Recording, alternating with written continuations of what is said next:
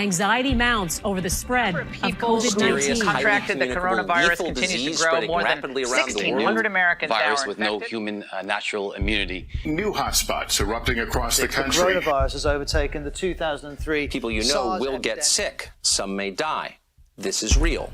We must focus on containment while doing everything we can to prepare for a potential is a major pandemic event. It will affect your life. And by the way, it's definitely that the not just coronavirus the flu. outbreak could Today, become the World a Health pandemic. Organization officially announced that this is a global pandemic. The assessment that COVID-19 can be characterized as a pandemic.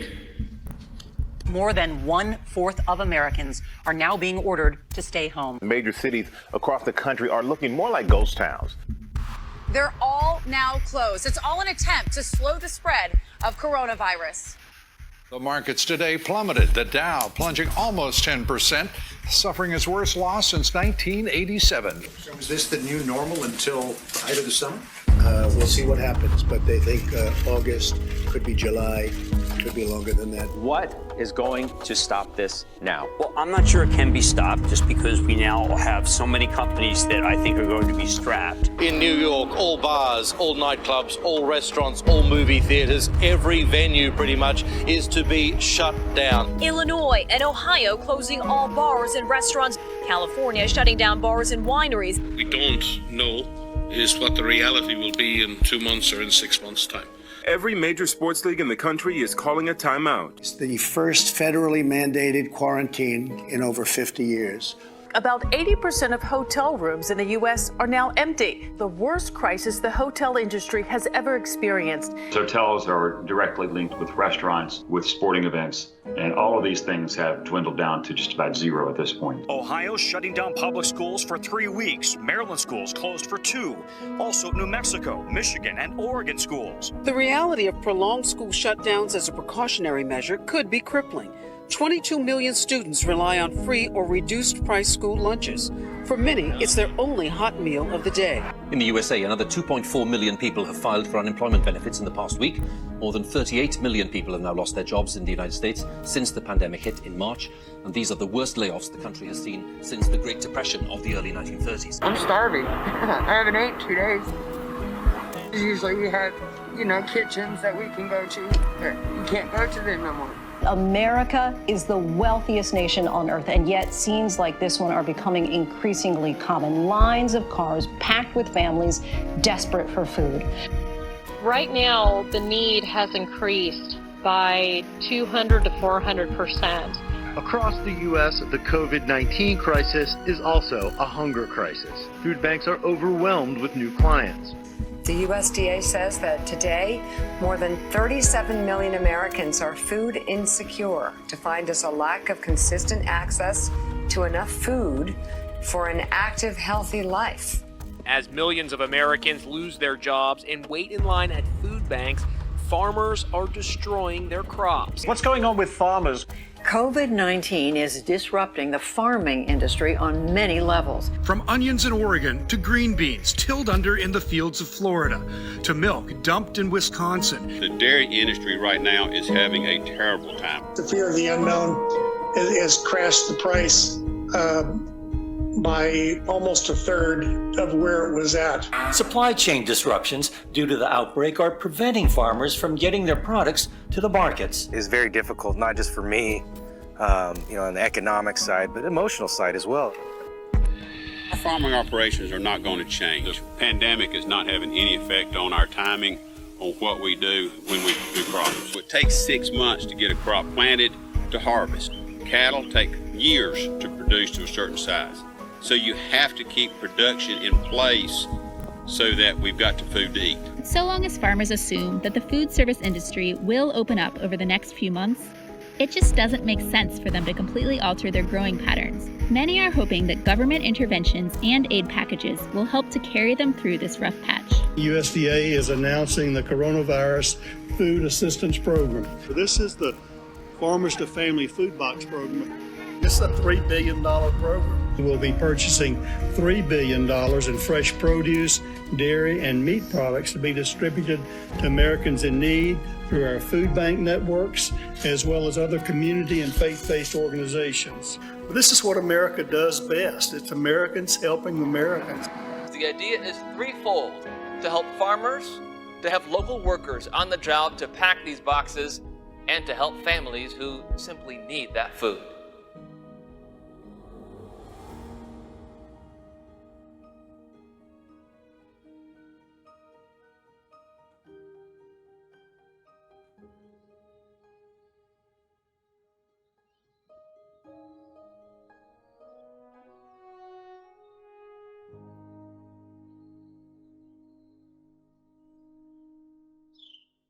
This is definitely the coolest project I've ever worked on, definitely the most important in my life, and the most grateful for the opportunity to give back. So I appreciate that very much. Iverson Brownell, partner in the project, Cre8ameal, and director of procurement. I got introduced for this project. Actually, an RFP came to me, and I read through it and knew Greg for some time and knew that he worked on government contracts. So I one day drove over to his house, showed him the RFP, and put a box of food on his desk and said we should go after it. I was going to say, it's your fault. It's your fault that we're in this mess. I know. I got this little RFP that said we had a potential to make a few boxes, as we can see. Gregorio Palomino. I am the CEO of Cre8ameal and our operation Cre8ameal for the USDA Farmers to Families Food Box Program. Iverson approached me, and he's been wanting to go after some government contracts for a while. I explained to him that they're not always easy to go after, and of course there's challenges when you go after a government contract. I knew that it was something that was needed. I mean, what brought me to San Antonio was helping people out, more so on the cancer research and recipe side. The Can Survive cuisine concept combines the talents of a skilled chef, Iverson Brownell, with a medical researcher, myself, Dr. Mike Wargovich, to bring to you recipes, information, and the latest on incorporating anti-inflammatory components into your everyday living. I wanted to help people out. You know, is it a piece of business? Yes, but at the end of the day, we saw the need, and a need that could be executed by us. We decided to go after this opportunity, and we knew that it was not our core business. But Iverson had already been doing food boxes for a while before that to help the community out. We started the food box program with our business, Fork and Garden, prior to this project, and making our boxes, the food to you boxes we called them, which were delivered or picked up out of our commissary, local commissary here. Local catering business Fork and Garden is finding ways to serve people during this pandemic. Today they launched their new service, Food to You, offering ready-to-prepare meals in a box.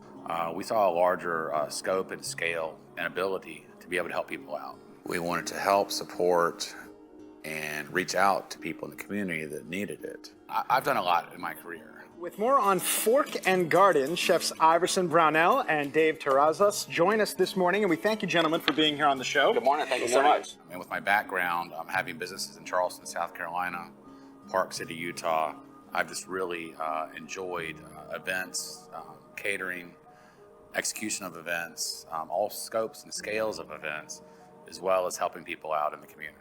The deadline, I believe, was May 1st, and for that week, Iverson and I talked, like little kids, just about every couple hours. How you doing? How you doing? And we're just all excited. And then I think the next day we were like, well, what if we get 5,000 boxes? That would be really cool if we could help feed people with 5,000 boxes. Prior to this RFP, Greg and I knew that we would need an extremely solid team, which we had in place working on different components prior to the bid. But we really pulled some of the team that I had prior to this because I saw all of their talents and expertise and drive to help people out. The good thing is most of the team we already had the resources for. We just had to pull them and assign them to this project. And the team that we had, or teams that we have, I should say, there are different departments set up. prior to getting the bid. Warehouse management. I'm Steve Wire. Here at Cre8ameal, I play the role of the warehouse lead supervisor. I'm Timothy Pena. I was mainly a forklift operator and a pallet jack operator. Logistics. My name's Lauren Lear, and I am the project manager for the Cre8ameal project. My name is Kelly Della Torre, and I am the nonprofit relations here at Create-A-Date for Cre8ameal, the project. Transportation. My name is Valentin Della Torre. I'm part of the Cre8ameal team doing logistics, liaison between transportation and back of the house, and procurement of some items that help go through production. Human resources, accounting. My name is Sandy Hernandez. I was brought in to oversee the human resources aspect of the project, as well as some of the financial aspects of submitting BOLs to the USDA portal for reimbursement of the different products that we were delivering, and doing some accounts receivable and payables. And quality control. I am Lupe Palomino, and I have the distinction of having been called the Director of Logistics and Supply Chain for Cre8ameal. That last few days of April, I submitted the proposal. I wrote it up, obviously ran it by some friends of mine, business advisors. Marty Bartlett, I'm Vice President of a company called Liquid Capital Southwest. Liquid Capital is a factoring and finance company.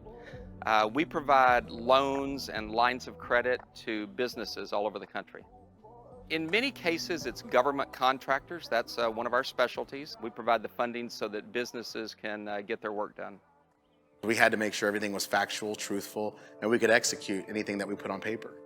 That's the most important part about putting in a proposal like that. We looked into this contract really well and did a lot of due diligence because they needed a lot of money. It was a fairly large contract.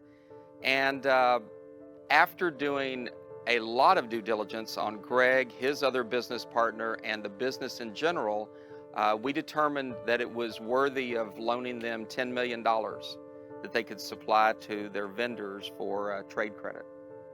That funding was important for them because it allowed them to go out to their various food vendors and show that they weren't just some small business, they weren't just some fly-by-night company. They had the backing of $10 million behind them. And that's not something we took lightly. We would not hand out $10 million of our own money and pledge that if it wasn't a company and a couple of individuals that we knew we could trust.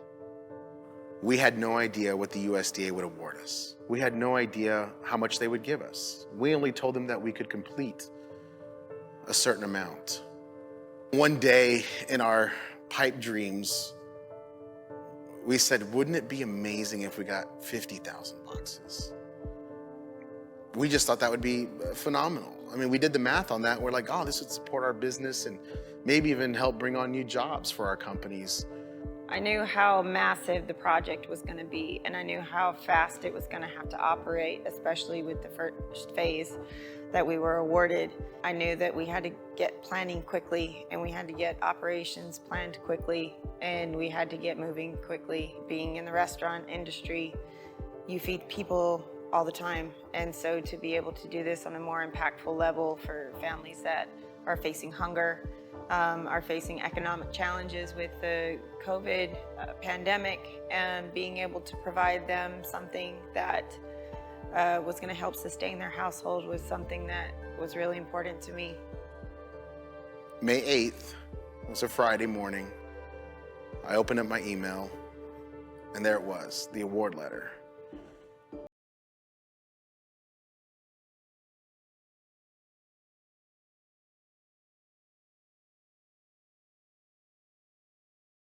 And he called, and before I answered the phone, I knew that we got it. I didn't know what scale and what scope it would be, but I knew that we got it, and I knew that we could do it.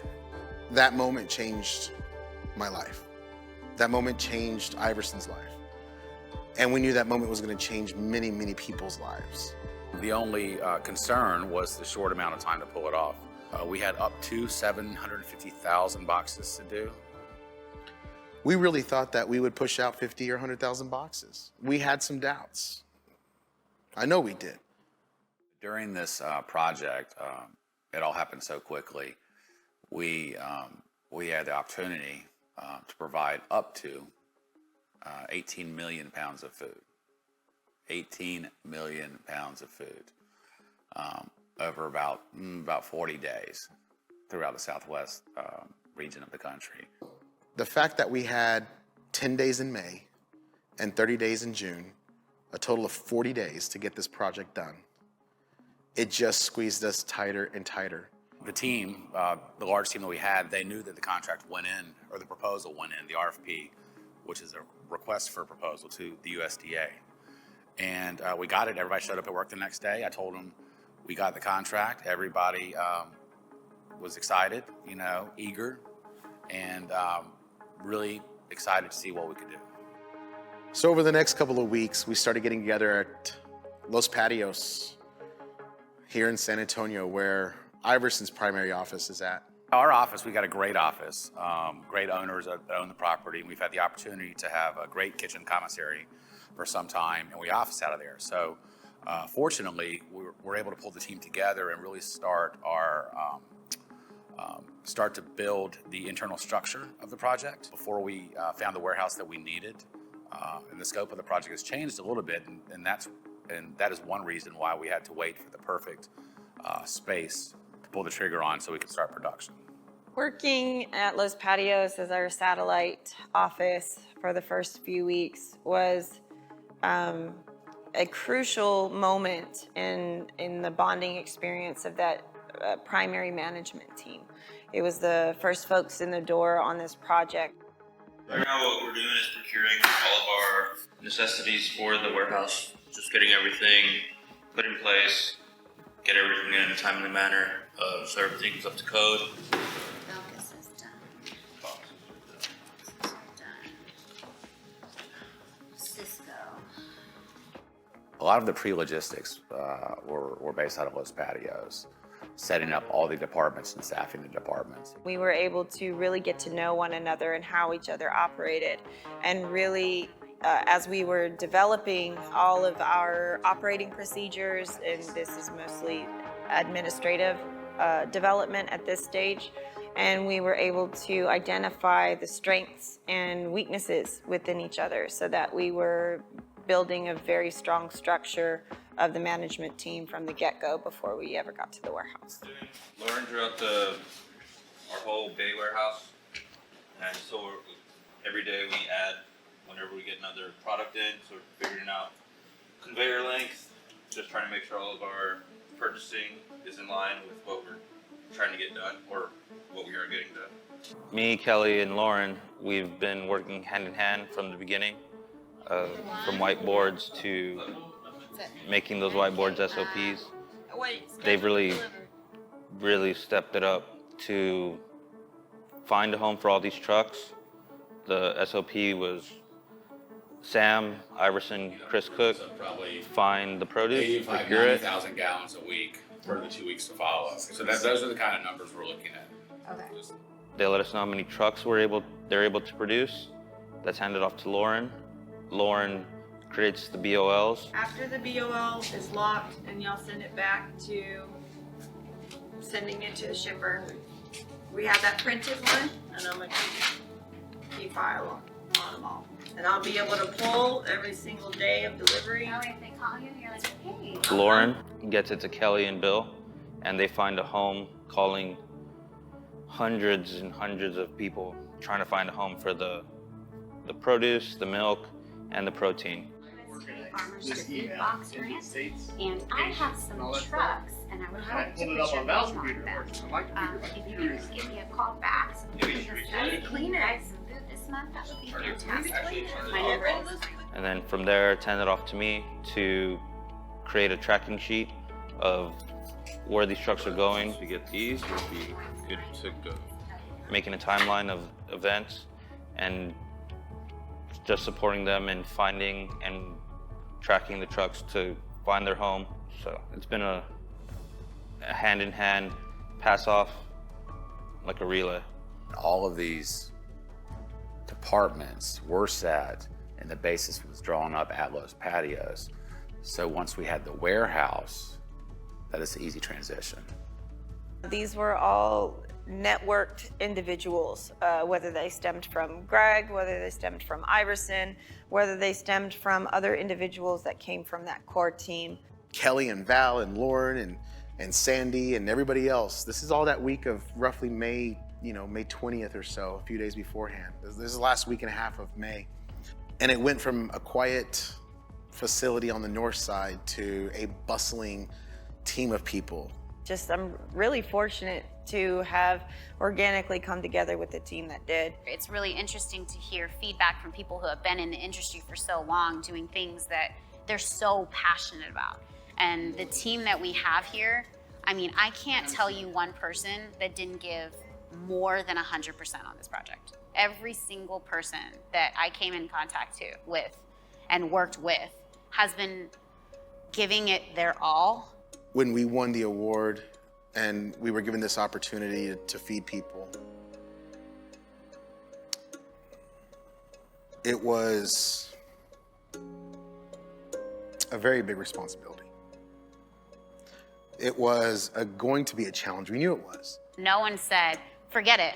We're not doing this anymore. I'm tired. I'm frustrated. Nobody gave up. People were working,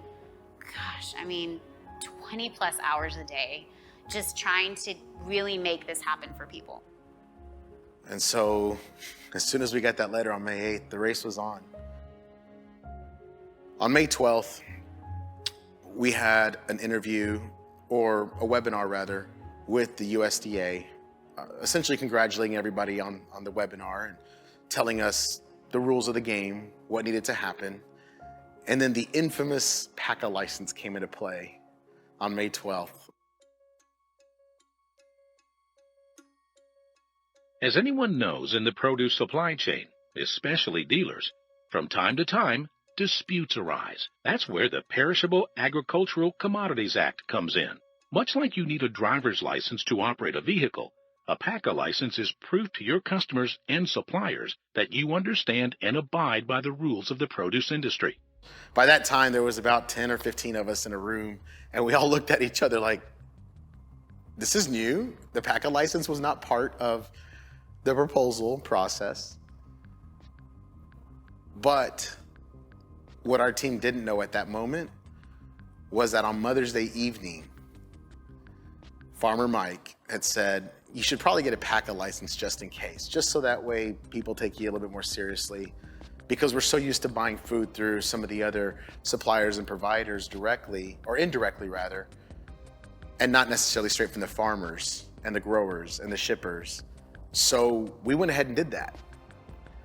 And we were lucky we did, because a few days later on that webinar, it was made a requirement. That was essentially the first time that the media had something that they knew we didn't have. The downside is they didn't realize it wasn't even required until May 12th, not at the time of award. So after a couple weeks, going back and forth, answering questions, we were granted our PACA license. We didn't have one prior to getting the contract. So we applied for it and we got it, so we could start producing for the contract. And today's the 22nd, and it's been a crazy whirlwind. So today's meeting was a very important meeting this morning, mainly for the fact that as of last night, we received our PACA license. The PACA license is essentially the license in the industry that shows these suppliers and growers that we are just as serious as they are, and we're willing to play by their rules. The first thing Iverson and I did was we started making the phone calls to secure the items, the food, the partnerships that we needed to do. My name is Stephen Propraki, managing partner at the Co-op SA, owner of Texas Black Gold Garlic, farmer from the farm, and president of the Chef Cooperatives here in San Antonio, Texas. Chef Cooperatives is a 501c3. We started in 2013. Iverson's a partner in the chef cooperatives here in San Antonio, Texas. The chef cooperative has a closed chat group on Facebook. We have, I want to say, like close to 60 to 70 members that are on that chat group. So we have a great network of people that can reach out and try to advocate for needs for restaurants or different groups or things that are of value or people are passionate about to help in the community. Well, once we got the contract, my main task outside of finishing the project in my mind was finding 18 million pounds of food in about 45 days. At the beginning of the pandemic, everybody around here suffered. All the business stopped all of a sudden. But shortly after, Cre8ameal called us and contacted us, and they offered us to enough work to put new life to our business. We got involved in the Cre8ameal program through our neighbor, Avila Produce. He invited us to participate, and it turned out to be a really good deal for us. You know, COVID had just struck, and, you know, we were getting ready to come in a time where business was really going to slow down. And when the Cre8ameal project came on, you know, that gave us a big boost to keep people employed. We just got a phone call out of the dark asking if we were interested, and you would almost have to be crazy not to hear somebody out, especially in the middle of a pandemic. Early on, we had read a lot of the press that was written about several companies regarding the awardees of this contract. We were not afforded the opportunity to get this contract, and we felt very strong that if it was meant for anybody, it was meant for people like us in the food service industry who had grower partners that were affected by this. And you know, we were extremely affected by the pandemic. But you know, when I spoke with the Cre8ameal team, I felt very comfortable working with them, and they reminded me, hey, this is about feeding families, not about our egos. And that really resonated with me. My goal in the beginning was to work with as many local purveyors, farms, dairy farmers, meat farmers, and produce farmers for this project. But you know, from the media and how the award was accepted, it was actually, we were kind of shunned by some locals. Some of the people that stayed away from it, it was because, I want to say, greed. I mean, they wanted the contract. Somebody else got it. So instead of actually trying to help, support, and actually make a little money, they stayed away from it. That's my feeling towards it. A few days into us getting the contract, word had already started trickling out that we had won. A small business in San Antonio had won. I thought it was a great idea for us to be ahead of that and send out a press release so that way people knew it was coming from us instead of speculating however else they were thinking at the time. We had no idea the challenges that were going to come out of it. We had no idea of the media, the politics involved. We didn't. That's not why we went after the bid. We went after it to help people. We put together, at that time, a very simple, nicely written press release. What came after that in the days following was pandemonium. Now at 10, a contract controversy. A San Antonio event planning company was awarded $39 million from the federal government to distribute food to families in need during this pandemic. But one local leader says the company has no experience and hasn't given out a single box of food so far. The program officially kicked off on May 15th. And on May 20th, we had a webinar on invoicing. And the USDA was very specific on the May 12th call, and they said, you should wait to invoice and do anything until May 20th, until we have our invoice webinar and how to invoice. So that was our next marker. We could start preparing, we could start doing things, but they made it very clear not to invoice. So of course, we don't want to start sending out food, we don't want to start sending out things until we know exactly how to invoice. We wanted to make sure that we had an accounting system to ensure that we were monitoring invoices from our vendors, making sure they were being paid on time. If we had started doing things or started to do things and we didn't realize that we were doing things the right way, it could have potentially put our businesses in jeopardy. And it would have jeopardized the future of the food that we would have been able to provide for families around the United States. So we wanted to play it smart. Well, that was something else the media jumped on. One of the things that really caught my reaction was Politico, I believe it was, among others, may have been out there that were putting negative press on Cre8ameal. It's May 15th. They haven't started shipping out any boxes. There were doubts from the start about Cre8a's ability to purchase and distribute food boxes to food banks throughout the Southwest. You know, sitting there seeing that, and I'm just thinking behind the scenes, I know what they're going through, but it was a great program. And to know that we got to help be a part of that with the Cre8ameal project, it is a true blessing. Well, we didn't start on the specific day of the program, but one reason on the procurement side is we had to find these great relationships. In these great relationships, we had to trust them. Well, had to trust them, but number two, bring their people back to work, restart their factories. So that's nothing that can happen overnight. You know, that's something that it takes time. I underestimated the impact that this has had on people. Here in our company, we had to furlough 70% of our staff because of the pandemic. And to see the smiling faces of people coming back to work because of this opportunity that we were granted by Cre8a just warmed my heart. And knowing how much good we were doing was very, very appealing to me. As soon as, we were told about it, they needed some time to get licensed and all the things that go along with it. So for us, we needed to place some, orders, and not everyone's sitting on, massive tonnage of product. So everything needed to take a week to kind of coordinate and organize.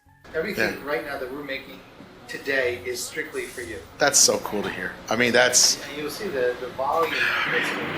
So here's all the ground chicken. So if you look how much we're getting ready to make today. You're doing everything here. You're doing the cooking as well as the flash freezing. Everything. Wow. So this is just all the prep for the chilies just in here. So that's what all of these are. Chicken chili. Chicken chilies. Everything that you're seeing. So all this. We had to put all this help and support into turning these businesses back on. They were off because of the pandemic. Even for hearing it from you, from a successful person that's been in this industry for many was years, hard. Still having challenges and making it tough. I mean, that's... And the staffing was the hardest part. I believe it. That's and then figuring out how to do it. I don't care what size business you are. If you're closed and you're not doing anything and somebody places a large order with you, you need time to do it right, healthy, and by the rules. Just a lot of people in general just didn't understand that when you're a small business and you go to a bigger business overnight, it takes time.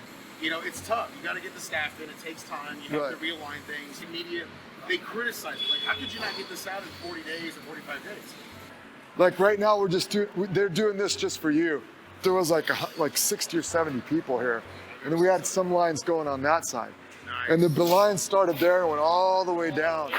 One of the reasons why we got this project was not just to feed people, but it was to stimulate the economy and help farmers. That was the point of this program, is to help farmers get food to people with food insecurities.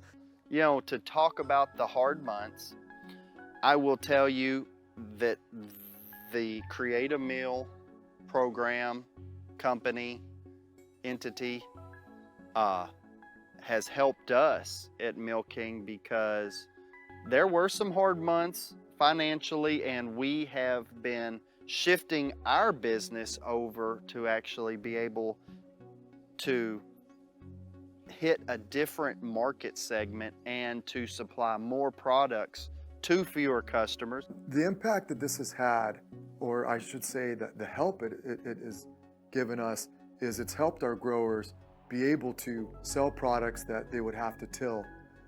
It's helped us bring back employees. And it's helped us stay financially viable until the pandemic is over. In fact, as of tomorrow, we are opening up on several new product lines that Cre8ameal helped us get to that next step on. It gave us an extra month of producing a product, which is invaluable. We wanted to spread the wealth. Our goal was never to just keep every dollar. Iverson and I knew that there's a reason why they selected us. And talking back and forth with the USDA, they made it very clear that our proposal, our model, our mission, and the way that we described how we were going to help people was what they wanted. That is what they were looking for. They wanted people to spread the business out amongst other small businesses. They loved the proposal we submitted and how they knew we were going to include other companies and not just try to do it all ourselves.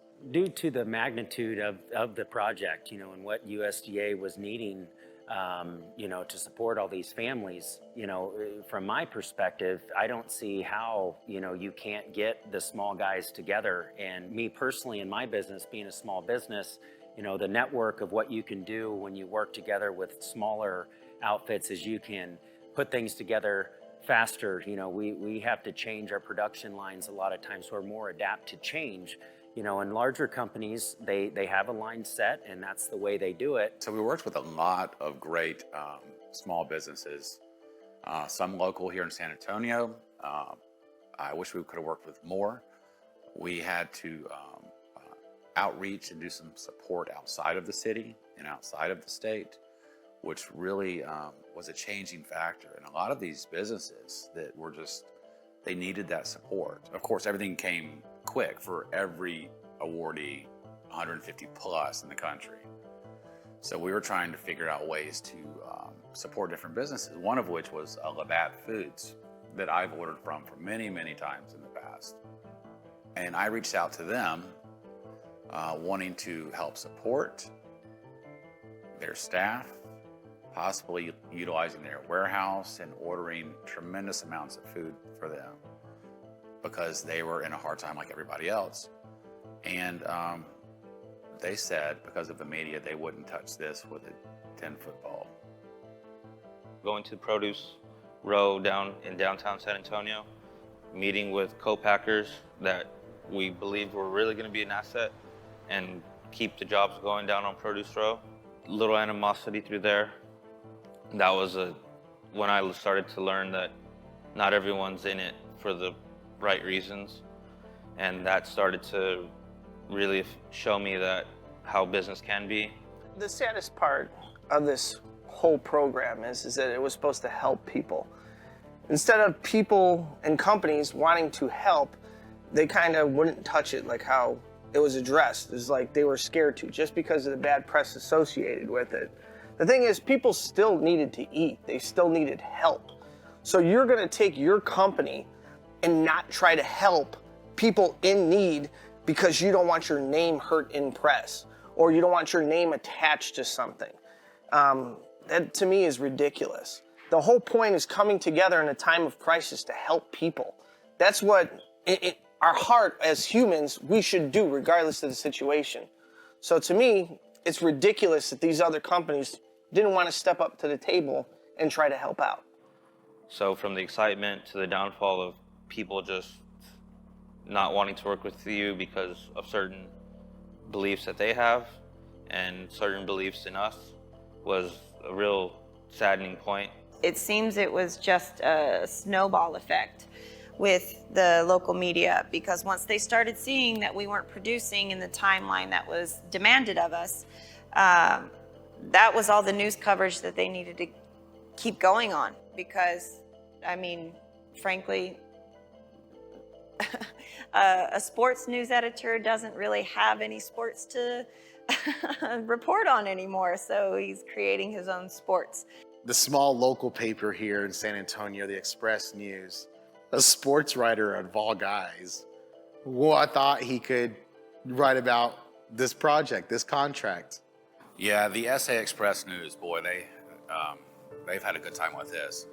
And I mean, they're doing their job, but they have a lot of misinformation.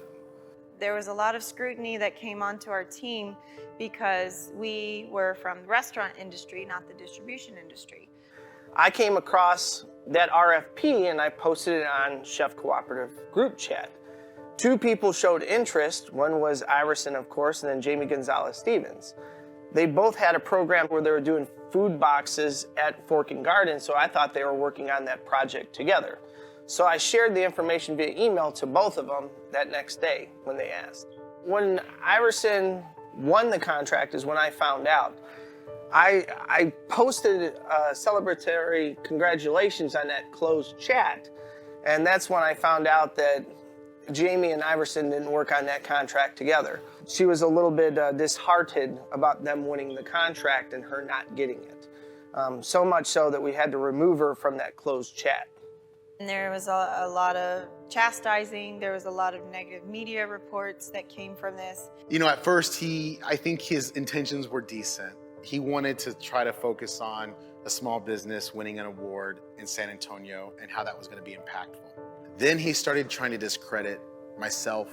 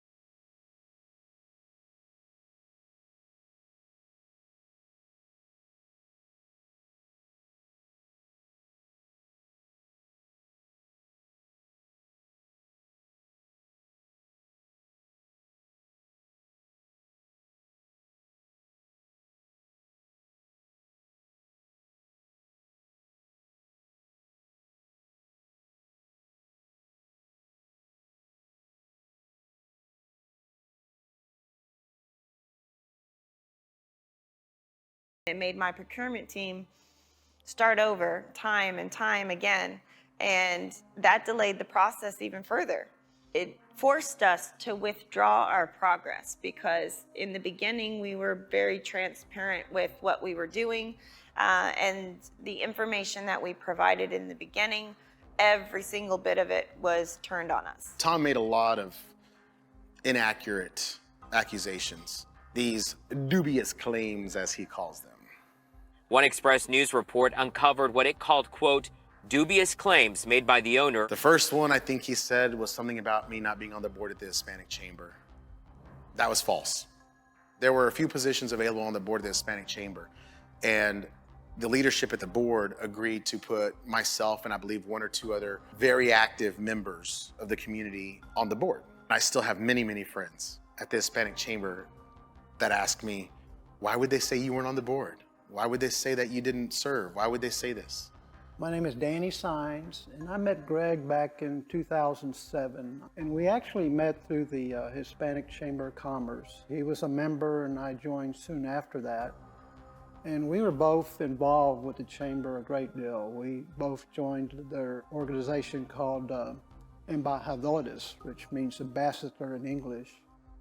I was Embajador of the Year. One year, he was chosen as Embajador of the Year. I believe around 2009.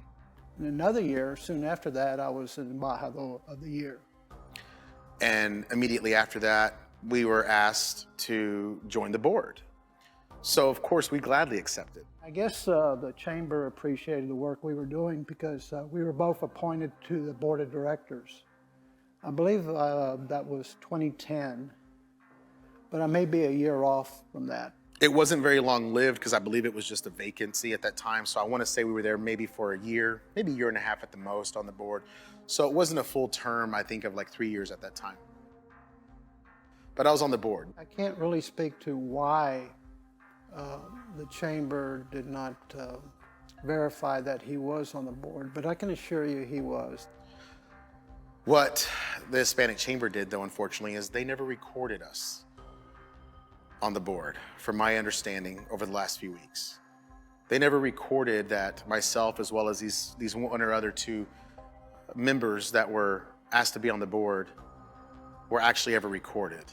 I did talk to one of the members there on the staff about that, and he told me they couldn't find any record of it at the time, even though, from what I understand, they found a record since then. Because they didn't have the right information and they didn't record it appropriately and correctly before the Hispanic Chamber did their checking, they released the information that was untrue and incorrect, which now is all in the media. So that didn't help. I'm sure if we went back to them with the right attitude, they would verify that. I feel very strongly they would try to make it right as much as possible. That's the type of organization.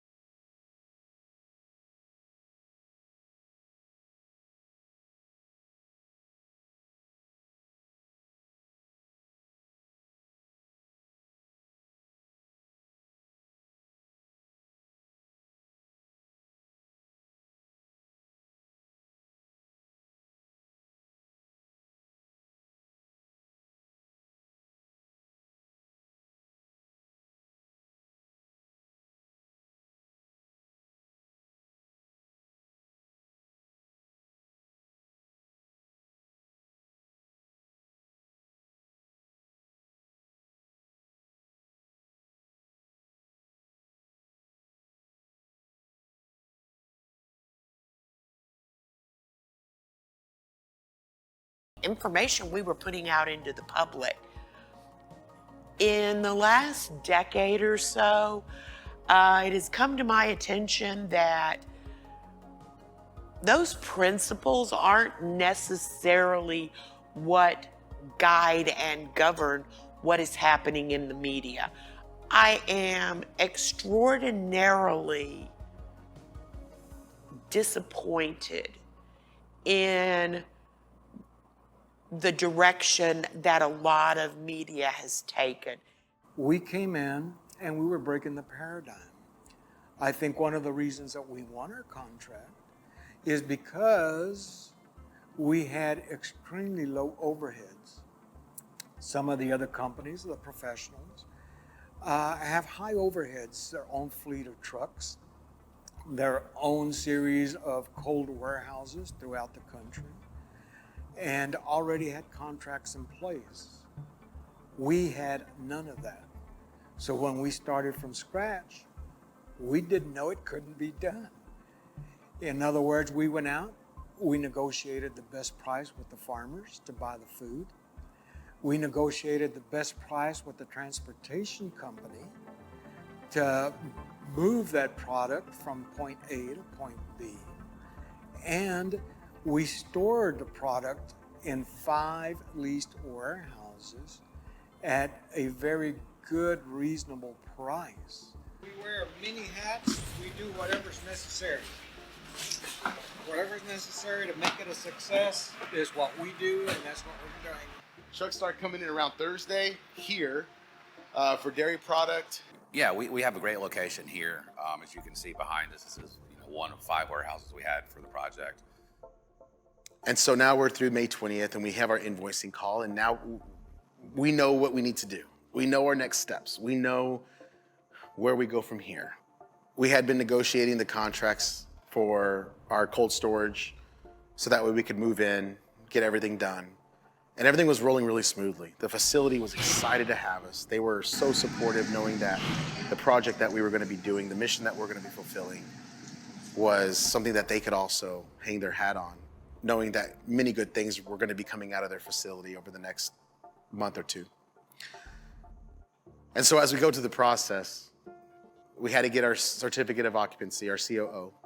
A COO is a certificate of occupancy, which just allows us a legal working space to work out of. Right now it's pending. I think we have 1 or 2 right now. For this project, we have actually 5 areas or 5 bays, refrigerated bays to be working out of. So the other 2 hopefully will be in very shortly, so we can start on full production. And we had everything turned on. Our electricity, we had the water ready to go. We paid for expedited fees. We made many, many phone calls. Our landlord here was in line hours before their offices open to ask questions, to try to get things done. But for some reason, out of our control, the fire department took up to 2 weeks to come by when it should have only been a few days. We had a little delays getting the COO. Some people think it's political. Some don't. I really don't know. It took us a little more time than we anticipated. I don't know, and I really don't care why that may have happened. All I know is we're here. And that was just one of a handful of struggles and challenges we had along the way. And it was one of the first that we realized there are people against us. At first we thought it was just the media, and then slowly we started realizing there's a lot more politics involved in this than we ever imagined. With this scope of project, there are original plans, and all original plans tend to change often. And that's what happens on the scope of project. But we are going to start seeing the trucks soon coming in, and then the boxes going out. So around mid-May, Henry Bonilla, Congressman Bonilla, reached out to me and said, hey, if you guys need some help, we can help. With all the supporters we have, one that I've really enjoyed meeting is Henry Bonilla, who's a former U.S. congressman, who's been in really good support with his group for the succession of this project and for us to move forward with it. Our publicist at the time kind of said, you know, you should talk to Henry. They're the kind of company that would be really good during this time frame to help you out. They have the relationships, they have the political ties, they have the knowledge, and lo and behold, Henry at the Normandy Group, Dr. Goldberg, and Ron over there, they also have the USDA background. So we brought them on board. We brought the Normandy Group on board. Thank you for coming aboard with us. Oh, you bet. Yeah, we're very excited. We're fired up about being part of the team. We're already we got joined up with the team pretty fast. Yeah, well, that's what it takes. The only way we know how to rock. That's right. We realized now that we were in the big leagues, we had to play with the big dogs. That's not what Iverson and I intended to have happen. It's not what we wanted, but we quickly realized we had a target on our back. USDA, and they're all want to do everything possible to help this be successful. Great. So that sounds good. you can't listen to some of those little mouses out there, you know. Yeah, that's what I told him too. I said, that's fine. I'm here, to make sure the food is delivered safe in a safe manner, and that's all I want is basically to make sure everything goes out safe and goes out to the public. That's what we need. It's awesome. From the get-go, he told us, you're a small business. You're in the big leagues. Let us know what you need help with. But one thing he always told me was to stay focused. Well, the good thing is we placed our first official order last night with Gourmet Foods of 1 million pounds of food. They are going to, I think as of today, they have started up factories, from my understanding, in California, and I also believe in Georgia and Florida.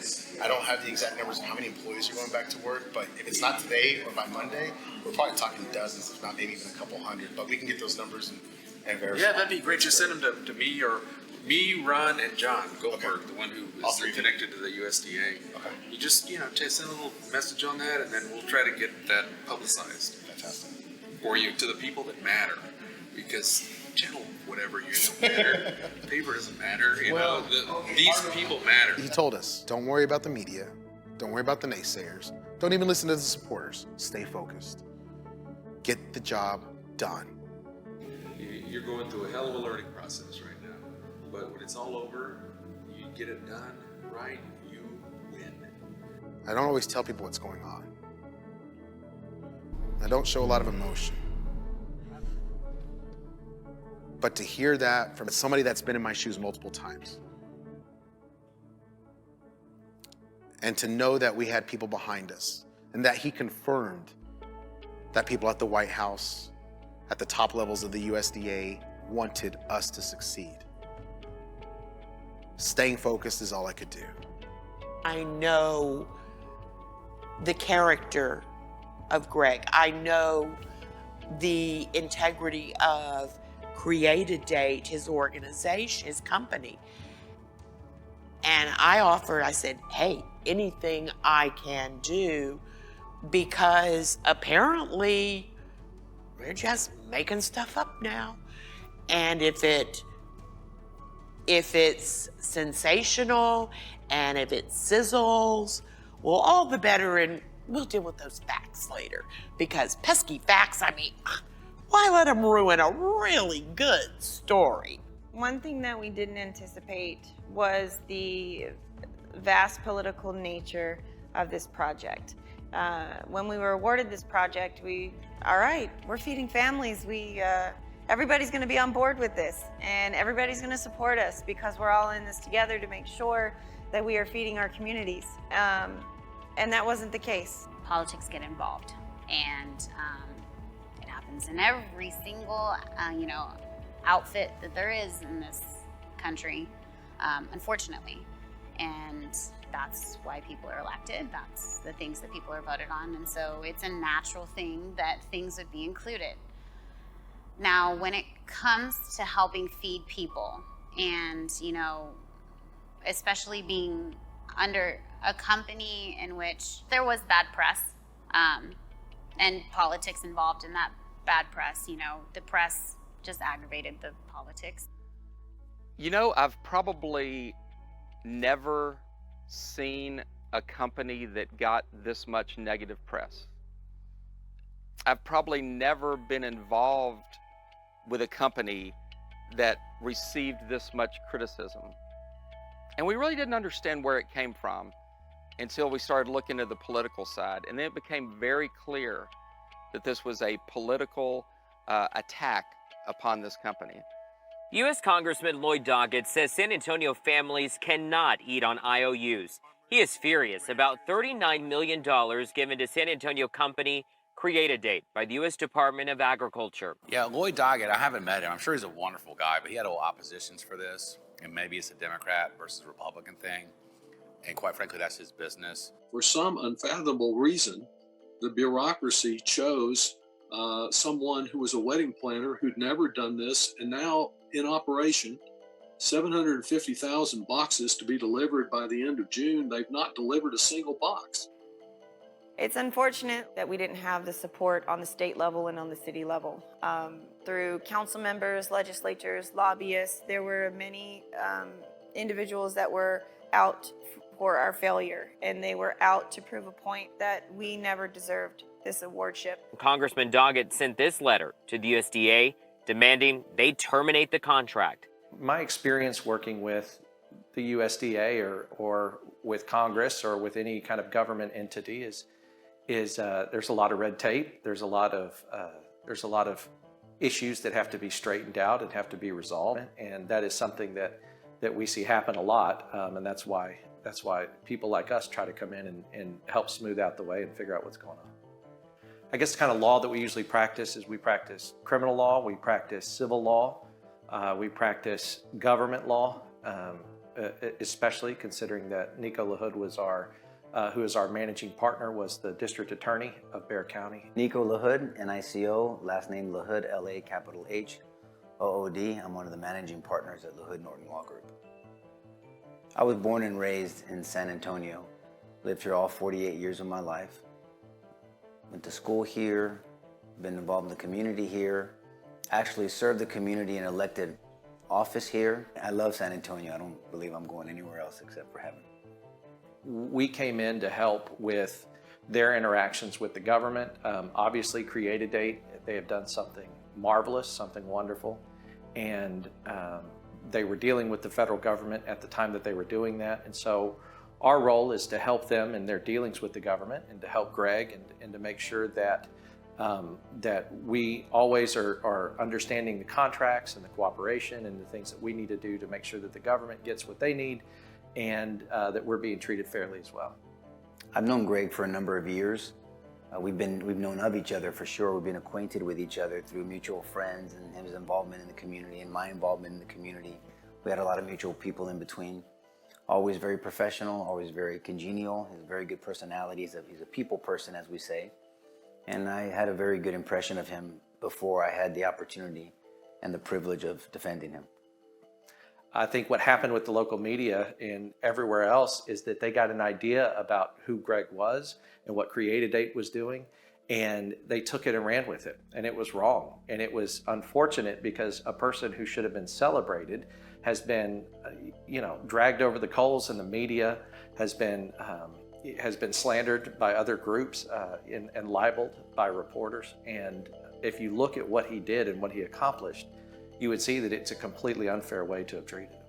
From what we've seen now that we've dissected the situation, we've actually peeled the onion back, as we say. It's a term of art that we use. The perception or the depiction of Greg and his team in the media does not fit the truth. Through this project that the USDA granted, it did not matter who got the awardship. What mattered is that the folks that were tasked the to-do list should have had support, regardless of whose hands it was in. And because the importance of the program was to get the families that were suffering fed.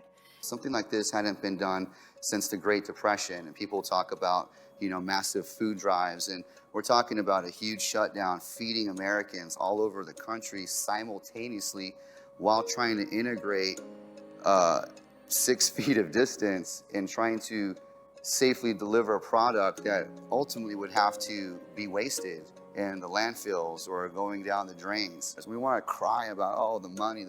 We're crying about the food going to waste, because the reality of it is the money is there because the food is there. The people need the food. They need the infrastructure. We built an infrastructure in 1 month, a multi-million-dollar company in 1 month. Congressman Doggett is demanding answers on why Cre8aDate was selected to distribute food from agricultural producers to families in need. He says the event planning company has no relevant experience in food distribution. How the media laid it out, this impossible project, a bunch of inexperienced, and I'm like, inexperienced? Man, I ran trucks all over the country. Inexperienced in shipping, what? No. We had the experience. We had the know-how. Really what it came down to is, did you have the money to make it happen? And sure enough, they did. They put their money where their mouth was, and we were able to accomplish something. And you could see that changing in the minds of a lot of the workers here. That at first there was a little bit of resistance. We're like, well, because that's normal. First day of school, everybody's scared. Oh, what's the professor going to be like? Is it going to be too hard of a test? What kind of answers do we need to come up with? And really, they wanted us to have the answers. The answers are easy when we're talking about feeding people. The answer is easy. It's like, if you do this, then we'll do this. We won the bid A lot of people were saying, hey, get them out of here. They weren't, that's their job, you know, they're there to get, you know, their clicks and their views and their story read. That's how they make their money. I understand they got a job to do, but the way I saw it is they have their job to do. My job is to feed these families, make sure this food is good, make sure it goes out there to them, make sure that these people in here at production, they have the ability to work.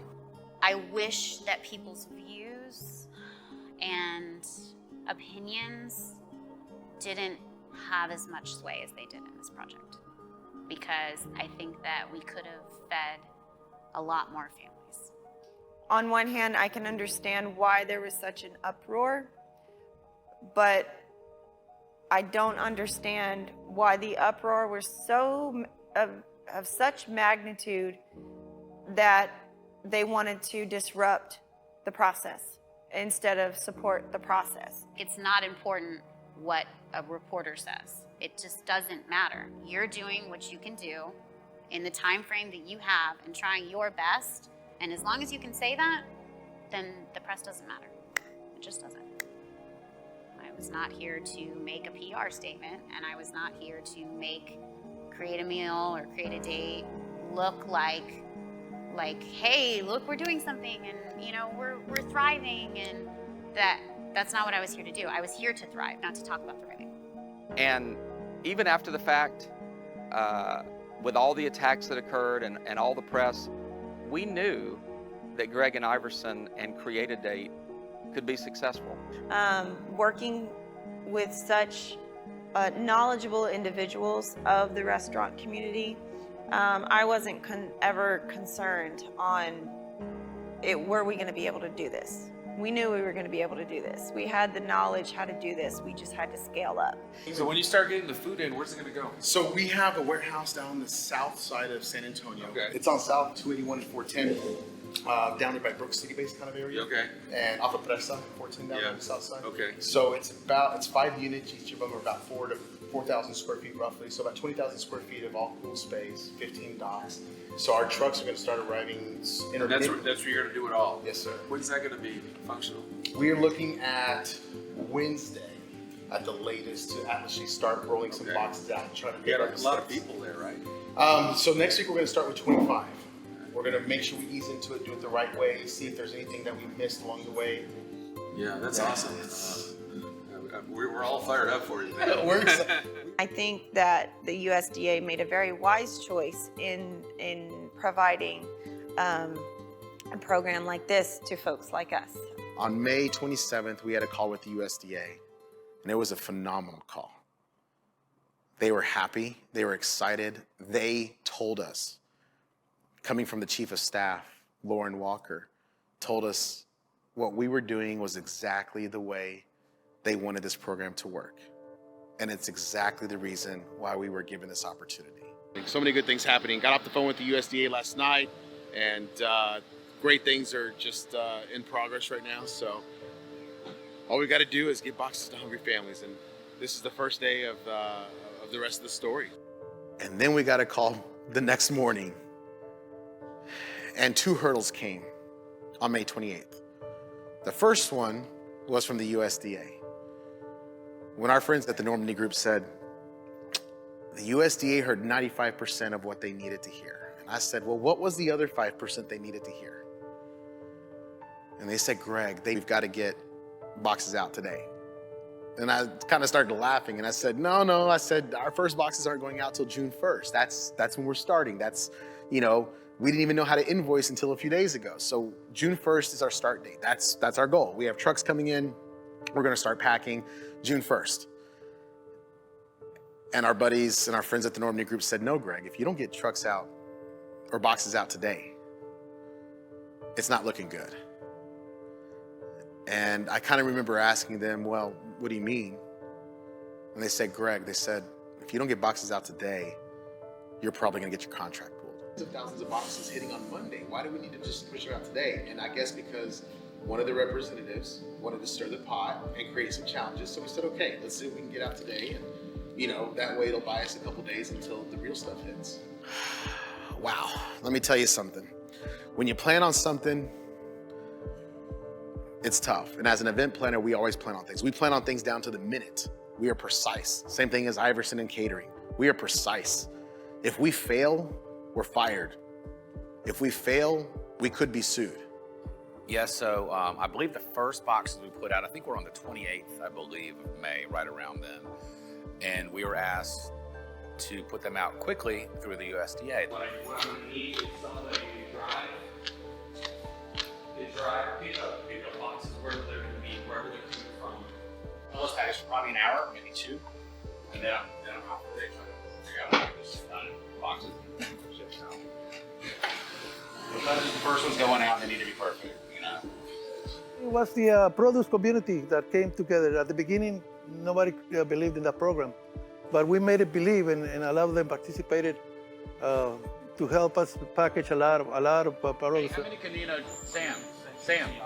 Nino can do a couple hundred hopefully today. 200. Lauren can do roughly 200. These are,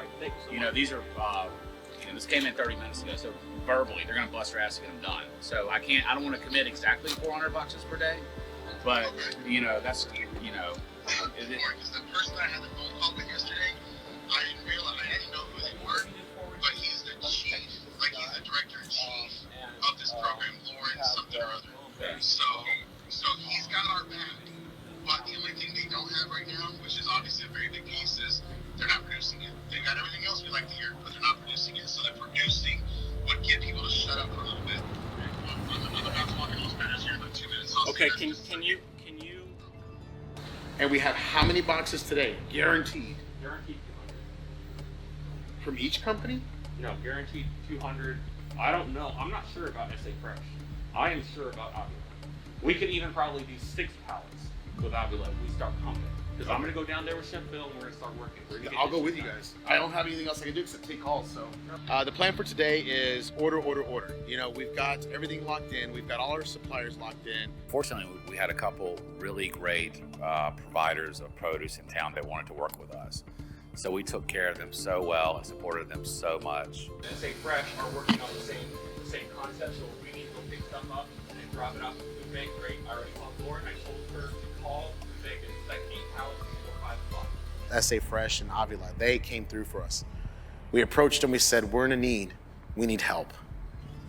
And they stepped up to help. Working for Cre8ameal was a challenge. A lot of people didn't believe in them, and they were trying to block them from doing their job, but we got together and started working. At the beginning, a little slow, but in a couple of weeks later, we created a lot of people helping us. I count myself as a company that helped them help us, in other words. They also got a lot of backlash from it, which wasn't fair. When you're in a humanitarian effort, you should be ridiculed and stoned for wanting to help. But they didn't care because they knew what it meant to their small business. They knew what it meant to their labor force. They knew what it meant to help people. The USDA wanted to see some results quickly, and we made it happen. We got out around 1,000 boxes, I think, maybe a little bit more over that weekend. We were really proud of ourselves because we thought to ourselves, the USDA asked and we delivered. 2 deliveries done today. We went to the San Antonio Food Bank. We went and we delivered to a nonprofit called Church Under the Bridge here in San Antonio, Texas. We delivered over 700 boxes today. There was a little over 200 yesterday. Over 700 today. I think there was 720 ballpark today. And thousands are going to start hitting on Monday. So this weekend is kind of our ramp-up weekend, getting things finally secured, making sure trucks are rolling on time, et cetera, et cetera. Thinking about it as an event, this project as an event, our client initially just said, hey, it's Thursday morning. And you remember the event that was going to start on Monday? We've actually got to start it in a couple of hours. That is a massive undertaking. And I know for a fact, there's not a lot of people, a lot of businesses that could probably pull that off. But we did. Today has been very good. We continue to work. We had our first load yesterday. So we were very excited about that. As you say, as anything. In the maiden voyage, you go in there and you see, we want to exceed the expectations of our customers. Tomorrow, is going to be another exciting day. Tomorrow we are going to bring on our first team associates, and we're going to give them an orientation and welcome them into this Cre8ameal project. So we're very excited about that, and we're busy trying to get everything together. The media, on the other hand, pelted us. Oh, they've only delivered 700 or 800 boxes out of 750,000. Only 749,000 boxes left to go. You know, I don't know what else they have to do. With a small company that did a great job helping out thousands of families, I would have thought there'd have been some support, you know? But I think they would rather see this project fail than that people get fed, and that is a problem. In a nutshell, it's unfortunate that we didn't have the local support, that we didn't have the local media on our side. Whenever the political side of things get in the way of the mission, the only people that suffer are the families. Okay, the politicians are saying this, the community is saying that. You know, I hear somebody sending me a text about a newspaper article, and to see what actually was going on, it just didn't faze me. I guess I felt like what Greg would say, we just have to prove that we can do this. And I was, hard on myself to make sure that he had the support he needed. If he needed, and his staff or his team needed 5 more people the next day, then I was gonna work till midnight to get those 5 additional players to come in the next day. I spent the whole weekend creating the internal processes for the HRIS system. I haven't onboarded anyone because, again, we're still going through this internal workflow process, but we did get about 8 applicants over the weekend, Friday and Saturday. You have my approval to go ahead. If you think that we may be a little strained for those last 15 to 20 people, because that's the thing that people don't realize is we're going from roughly a $2 million company to a $40 million company to a big feat, right? All right, so is the game plan to make sure we're focusing on those people first in this first week to get them trained up, and then we have the bulk of the other people coming out next week? Whoever's coming in, I'm 100% in. If I need to attend the training and then train those that come in through the process, I can do that. They are coming from referrals, so most likely, once I get the workflow processed, I'll be able to onboard them and then get them through the system. Is that going to include any kind of safety, upfront safety, not necessarily training, but safety features that we're touching? They are going to have an orientation when they come. So Natalie has 2 hours that she wants to cut through and provide some type of training. Okay. And but staff. It's going to be focused on food safety, USDA regulations. Yes. Not necessarily warehouse safety. Right. That's what she was hired to do. I'm Natalie. Again, I'm the food safety consultant. I'm here today to kind of give you all the good manufacturing practices for handling food. I've been in the food industry for about 12 years now. Mostly work in the produce warehouses. So I pretty much have done anything from operations, shipping, receiving to food safety. I do have a food science degree from Kansas State for food safety. So I created a presentation for you guys just to kind of let you know how we protect food to make sure we're delivering safe food to We have a safety consultant that came in and did the training, and so we did a lot of onboarding. We will be using some recruiting strategies that you may have already heard. We had a radio ad over the weekend. We also are going to sending out a Spanish version of that. Give that ad so people can listen to it real quick. Oh yeah. Help families in need. Make money. Cre8aDate is hiring for the Farmers to Families Food Box program. They're looking for food handlers, forklift operators, general help, and those who want to be part of something amazing. So far I've called 3, so I'm just going down the list. I need to call 10 more people for that, so working through the list. We'll probably use them on the line production, where they'll be assembling the boxes for us. I certainly appreciate you taking my calls and helping me kind of figure this stuff out. We're also hiring, so we know what you want, and we'll have our warehouse logistics manager do some training as well. And it will be from 8:30 to 12:30. Any questions? We were able to capture at least 30 employees that orientation. Out of the people that we brought on board, Sandy, you know, our fantastic bookkeeper and accountant for this project, Sandy, she identified a group, an organization here in town, Adult and Teen Challenge. Adult and Teen Challenge is a nonprofit ministry that's been around since 1958, and we extend hope to men and women who have found themselves in the predicament of addiction, whether it's drugs, alcohol, depression, anxiety, and we provide a 12-month residential program to help them recover and put them on a journey of healing and help them to become productive members of society again. They were phenomenal. They were on time every day. There was always, you know, anywhere between 10 to 20, 25 of them. It was a good attitudes. Oh, always positive attitudes. It was great. We made lots of boxes, and it went by a lot faster than I thought. It was always something like a constant thing to do. Yeah. To be able to partner up during this pandemic and be able to partner with Cre8ameal was a huge blessing to our ministry, because we were able not only to serve, but just to be a part of something so exciting during a time when a lot of people were not feeling hope. We were able to provide that. And I could just see the looks in their eyes, because they saw how much they're going to be able to work, but equally to that, how much they can contribute and give back. And I just remember that, just seeing that in everybody's eyes. I'm really excited to be a part of the startup of this company and to help feed a lot of families in America in need. We were so very welcomed by everybody who was there. I think they were excited for us to be there, and the atmosphere was always very jovial. Everybody was super excited to be there and be a part of this movement. We're just excited for the farmers of America.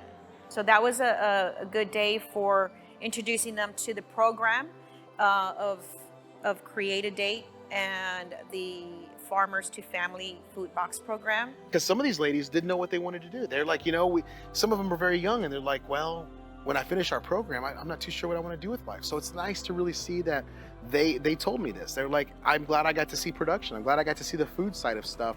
It was the learning experience, that's for sure. I've never done warehouse work before, so it was great. I really enjoyed it. And it's great knowing that it's for a good cause. The days went by so fast because we just had a good time doing it, and just felt good to serve the community in this way. A lot of us lost our jobs. A lot of us were looking at how are we going to feed our families. And this became that solution.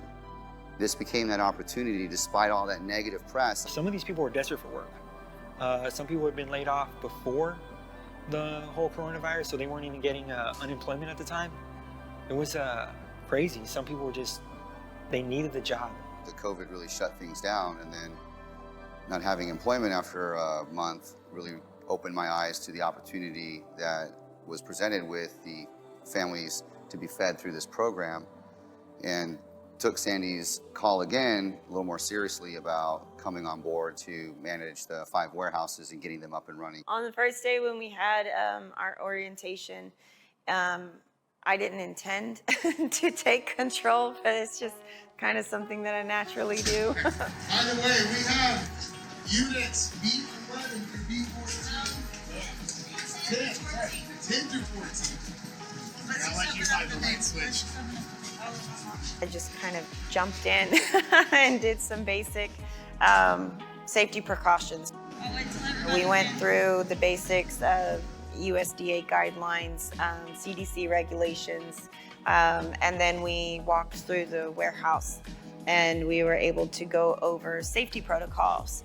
And following a very strict guideline of cleanly in the mornings and every hour, and going through to making sure temperatures were good and checking the employees' temperatures and cleaning the utensils that the employees were using, and cleaning some of the products that were coming in off the truck if they didn't fit what I felt that they needed to be up to standards, and replacing boxes or redoing a tape job, just to make people feel more at ease when they received this food, that it was clean looking, that it was well kept, it looked professional. So the warehouse producers, once they entered the building, took a temp log of their temperature, make sure they're good to go, given all the proper PPE, wear, gloves, face wear, and we changed those out throughout the day in accordance to the guidelines. Just making sure everyone was good to go, healthy, and capable of getting the job done in the best way per the guidelines that we're restricted on now. We cleaned, some people were cleaning in between, some people were cleaning after. Every evening after the shift, we made sure to have a time period where, okay, break down, clean. Okay, this stuff is in the way of this spot, so clean this, move it around, clean under, move it back. We take cleaning wipes, we take sanitizer up and down rails, the bathrooms. We're cleaning out floors, docks, everything. One person accidentally cut open a cheese with their knife and they're opening a box. We couldn't send that out, we had to throw it. There was milk that was leaking just a little bit from the top. We can't trust that seal was good. We had to make sure that got thrown out. Part of it was food safety. We're making sure that in here, part of everyone's responsibility is the food safety. So we had to keep a good eye on that too. We were supposed to do all 3 boxes out of here. We had a really strong push on the dairy here, our great dairy boxes. One thing that we were hoping to do was bring in a lot of the local products from local farmers and local produce companies here in town. But because we got the project and some of them did not get the project, we were actually blackballed by some of them. And they chose not to work with us. With the COVID and with the pandemic, there's so many distribution businesses that started to suffer, and we were coming in as an entity to be able to still support those businesses. Unfortunately, not everybody saw it as an opportunity to help their business thrive and survive. So a lot of doors were shut on us. And that's not just with the distribution world. That came from the food bank world too. Before we bid on the project, we reached out to the San Antonio Food Bank. The USDA had suggested to talk to the food banks, and so obviously that made sense. The food bank is a food bank. The submission went in for the RFP through the USDA April 30th. Prior to that, I believe it was April 28th, we had some dialogue and conversations and emails through the San Antonio Food Bank. And in the beginning, it was a very informative, very, very cordial, very friendly conversation. So we trusted that. And they were very quick to get us just the basic information we needed to just kind of help us build the proposal, right? Understand what they needed, understand what their demands were, understand where some of their pricing was, so we can kind of get a better feel for how to serve them the best. So we kind of already had an idea that we're gonna help the food bank, right? We thought everything good came from the food bank. Hi, my name is Amy Kozar, and I'm calling from Feeding America in reference to the USDA Food Box Program. We're just reaching out to connect about your winning bid with the USDA and wanted to make sure that we can provide some resources for you all to help make sure that this distribution to food feeding organizations is as smooth as possible. If you wouldn't mind giving me a call back, I'd really appreciate it. Working with many of the food banks here are great. However, with San Antonio Food Bank, they had a real idea of how they wanted and where they wanted the food to go. With that being said, we had to look at the whole Southwest region, not just one food bank here in San Antonio. We sat down with Eric Cooper and his team over at the food bank after we had been given this contract, probably within a few days. And they were shocked. They were 100% shocked that we had been given this contract. But now we were in it, and we had to work together, and we had to find a way, the best way to make this happen. So of course we had to get some education from the food bank. Iverson and I were at the meeting with about 4 or 5 individuals, and we trusted everything they said. We took what they said as gold because we thought the food bank was doing the best good. We were wrong. They do great things here in San Antonio at the food bank, but I do think being such a large operation, they wanted to have some more control than they ought to be. One of the most interesting things that I found when we started discussions with Eric and his team at the San Antonio Food Bank were that he wanted to control everything. There was no doubt in my mind, there was no doubt in Iverson's mind, there was no doubt in anybody's mind. And it was a conversation that we had recorded, not realizing it would actually help us. We actually did it because it was going to be a very detailed conversation. So we wanted to be able to go back and understand what was talked about if we missed something. we could share it with the team. That's really what it was meant for, just to document and go back and remind ourselves what needed to be done. One of the things that really perturbed us was Eric made several comments about him being in charge, him being the air traffic controller, if you will, and make sure all the food was coming through San Antonio. The way it's designed will bust. I mean, more of it's going to go in our area because the logistics, you're going to have more trucks that can turn, and your theory of, hey, take care of San Antonio and then go out from there, it might just have to be that way to try to do our best to consume the contract, and it's going to be tough in the 3-week period with that kind of volume. Eric Cooper, he's got a great position at the food bank. I think he's worked hard to be there, to get where he is, and I know he's had a lot of help to do it. I'm not doubting his job and his career or his talent or support, but he has his hands full over there. I know Eric a little bit professionally in the past. With all of his success in helping out thousands, if not millions of people in the state, I think he's gotten to really understand what works best for him. And on a project like this, it's not about what works best for one person or one nonprofit, it's the whole project.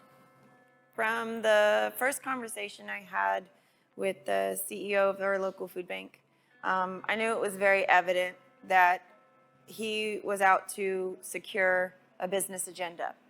And he was out to secure his own operations. One thing that just didn't sit right was we just felt like there was something else there.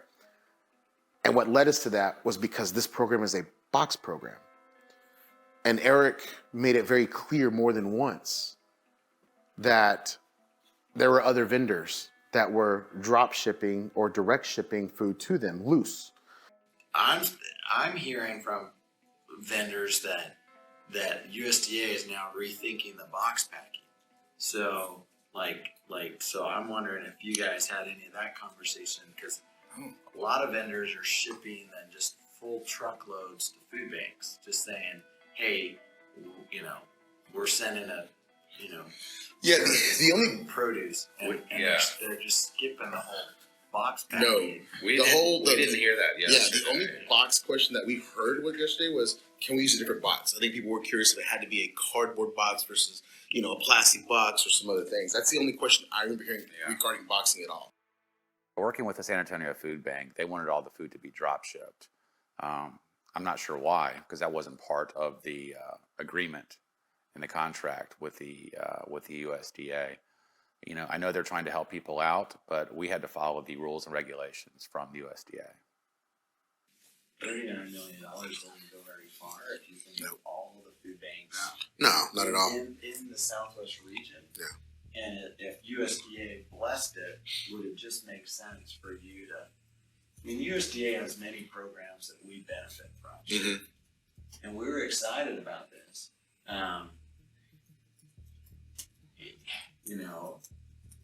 It just seems like maybe if they would allow you to do it. So part of me believes that there was some sort of financial gain on the back end. Now, I'm not against that necessarily, but if that was true, and if it is true, and he wasn't forthcoming about it, that's what I'd be more upset about.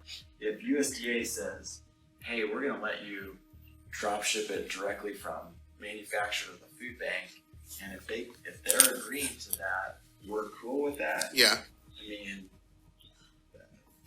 That's going to be a big blessing. But what about the cost of boxing? That's where I think that the USDA is going to have some issues. Yeah, the cost of boxing, we would not box it. We would take that raw product and we integrate it into our distribution. Okay. At some point in our supply chain, it might be boxed. But Sure. in other sides, it might not be. I just thought to myself, okay, maybe I am getting played by Eric. In my mind, I thought we got to give these guys a chance. We have to believe in what they're doing. We have to work with these guys, right? We have to give them the benefit of the doubt, even if they seem a little not fair. Through the development of our relationship, we started seeing that became a very unhealthy relationship very quickly. What Eric wanted us to do was circumvent, and what he encouraged us to do, I should say, was kind of circumvent the process. I think he made it sound like he was trying to be helpful. Like, hey, Greg, Cre8aDate team, don't put it in a box. Just ship us a truckload of apples. We'll take care of it.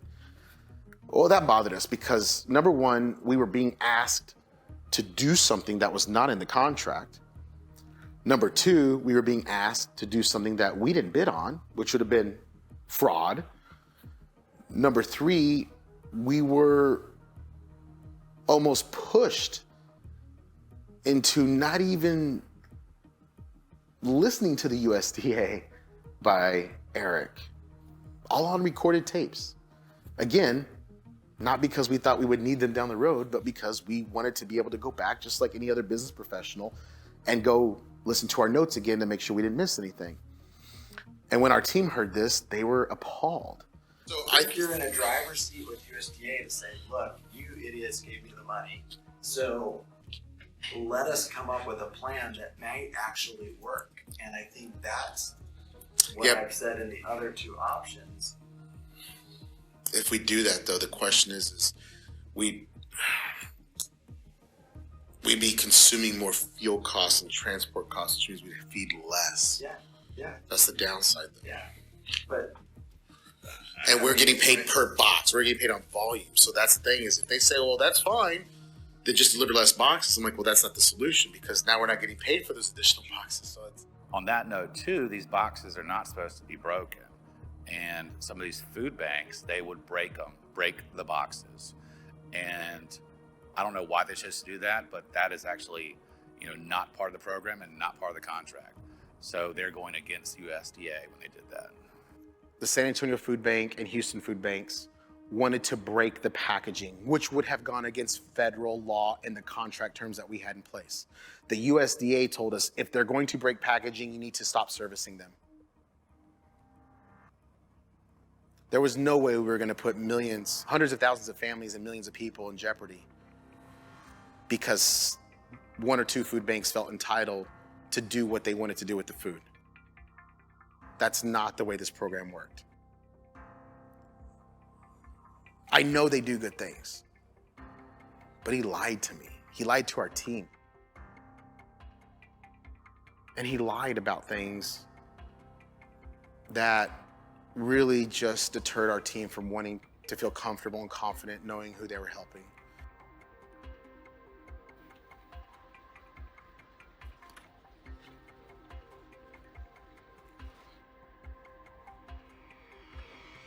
And then he threw us under the bus, saying that we didn't deliver on our promises. All through the early part of June, he provided us the demand. He said, oh, we could, you guys are gonna have about 450 trucks. Here's where we can put them. We never promised him he was gonna get a certain amount of trucks. In fact, he wanted a very large amount of trucks. Instead of being a partner, they decided to be nice to our face and talk bad behind our back. I'll let you do this real quick so you can go back into your meeting. I appreciate you very much. Yeah, thank you. This is like freaking awesome. Good, nice and sturdy. So they'll move this out. Hey, so Eric Cooper, President and CEO at the San Antonio Food Bank, and we're here at the food bank for one of our pop-up distributions. We actually have some Cre8aDate product that's here at this distribution. It looks beautiful. We've got some great produce boxes that these families will be getting. There's nothing more nutritious than fresh produce, and our partners at Cre8aDate have packed those boxes. They're getting that to us for this distribution, and it's just going to help us nourish these families in their time of need. And that two-faced nature that we experienced really tainted the relationship that we had with our local food bank sources. The food banks, unfortunately, in my opinion, reported things to the news that didn't help us. Let's just put it that way. One of the other things that was very surprising to us was the fact that not only did he want to be in control of everything, he discouraged us from working with almost any other nonprofit. And we'll serve anyone that needs food that's legitimate. But I want to make sure you guys, if we're going to work together, you can't go and serve another nonprofit because it'll undermine the distributions that I have. Plus, if USDA is holding you, well, then you've taken all that liability. You screen the clients, all of that kind of stuff. Correct. So we'll do all that for you. And you have that huge support. And yeah. He did not want to share the food with other nonprofits. Our goal was to help everyone, and we wanted to do as much as we could to help everyone. Eric was dismissive to a town that had just a very few amount of residents. We're talking 100, maybe 200 residents. This county right here, has the highest rate of poverty. What is? I can't see from this far. Is it about? Okay. Oh. But it's 140 people. Right. We wanted to deliver to that community, a very underserved community, although very small. And Eric discouraged us to do that. Right. So you're going to get some attaboys for serving a really needy community, but it's 140 people. The two-faced nature that we experienced was uncalled for. And it made everybody's job harder. He played me, he played our team. He told us a lot of things that were not true about other organizations. And he did everything he could to deter us from working with anybody except the Food Bank Network. And I didn't think that was fair. I didn't think that was something that we should be doing. This is not why we got in the project. We got in the project to feed people and help people. We were able to bring to light a major gap in the food bank's distribution system. And because we found a better way to operate out from under certain people's thumbs, that pissed him off. And he went further and dug deeper and tainted us even further because we were jeopardizing his bottom line. And we were jeopardizing his profit margins, or non-profit margins, however you want to say. You know, I'm not too sure why Eric chooses to double down on something that's not factual. Why somebody chooses to make a public announcement that there was nothing ever pre-existing the time that we submitted the proposals beyond me. We would not have been able to put together a more comprehensive proposal without the additional details that were provided to us by him and his staff at the food bank before we ever submitted the proposal. So 100%, we had a relationship before the proposal was ever submitted. Just makes me angry.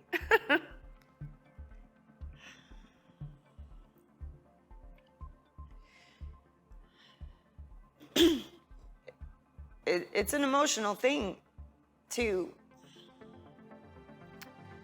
put your political opinions above getting the families fed, rather than we just need to get the job done and we need to do it in whatever way that we can. And then we started getting calls from other nonprofits and other faith-based organizations. And they said, we'd like to get some help. And I said, well, we're coordinating our master efforts through the food bank. Please reach out to the food bank. Please, at the food bank's request, please reach out to the food bank and sign up so you guys can receive some assistance. Almost every single call from these other nonprofit and religious organizations told us flat out, the food bank does not help us. The food bank won't help us. The food bank and us don't get along. They don't do this, they don't do that. And all of a sudden, I just was filled with confusion. Like, wait a minute. The San Antonio Food Bank tells me they help out hundreds of nonprofits. They tell me they help out other nonprofits and other food banks in the region. Each food bank has kind of their own region, right? But the San Antonio Food Bank says that they're going to do this. Why should I not believe them? Church? And the church said, because they don't believe in our mission and those don't align with the policies that they have. There's many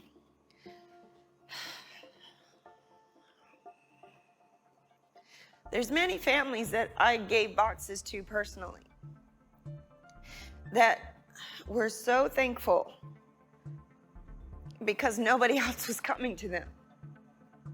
That was mind-blowing to me. But what was even more amazing was when I mentioned Cornerstone Church to Eric Cooper, probably that same day or even maybe the next day. And I said, Eric, I said, you'll never believe this. I said, Cornerstone Church can help out. They can do this, they can do that. And so we'd like to help them out because we understand that you guys aren't able to maybe due to policies or the current rules that you guys have set up. So I was excited when I told Eric that, wow, Eric, we found Cornerstone Church and they're really gonna help us out. They're also gonna get food to other areas and everything else. Eric Cooper squashed it and said, you don't wanna give to them. You shouldn't give to them. They're not gonna fulfill what they're telling you they're gonna fulfill. And then we're gonna have to go and rescue the food. That was probably the first time back in May where I was like, what do you mean? Like, hold on, Eric, like we're all serving the same people. We're all helping people.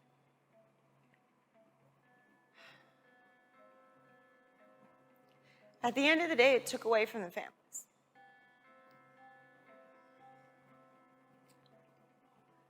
And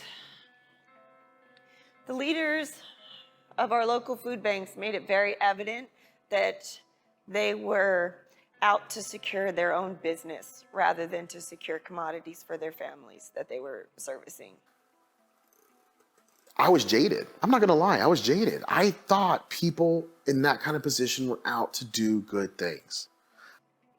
They like to be the heroes that's saving the community. But in reality, they're excluding a lot of our community members. And once we started having our own enlightenment to that setback and becoming more wise to it, we knew we had to step in, and we knew we had to be the ones regulating that partnership, not the other way around. And we finally got to a point of being secure in our knowledge, being confident in our knowledge of how this food was getting to the communities that we said enough was enough. We made a choice that they would get a bare minimum, just to say that we are working with them still. We didn't want to be under the thumb of one monopolized feeding source here in San Antonio. Yeah, the food banks, for their own right, want to own their distribution. But for us, getting all this product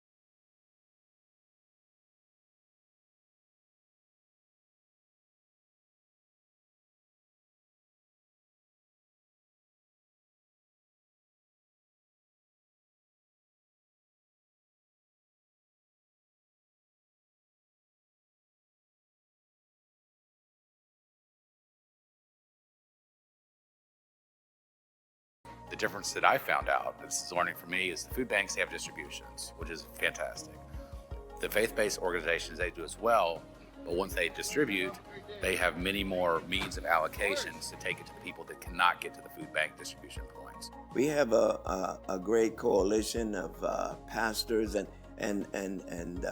other community people, and they come from all over the region to get the food and to distribute it. This is much easier than giving it to just individuals. That we giving it to these churches and other community organizations, and in turn allow them to distribute it in their community. There is a large lack of support resources in this, not just this food program, but in food programs for rural counties.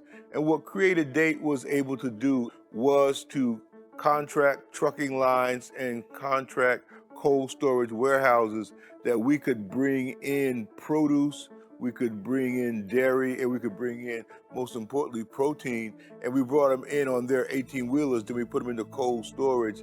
That gave us time to set up distribution hub sites, as we call them, that we could push into those rural counties. We started finding better relationships with faith-based operations. We started finding better relationships with independent 501c3s that do not operate with the food bank just because of these same setbacks. This food distribution here, what Cre8ameal is providing here, it's serving a real need. The people is really helping the people. And so it's truly a blessing. We are incredibly grateful for what we've received through Cre8ameal and Farmers to Families. I believe it's making an incredible impact across the United States.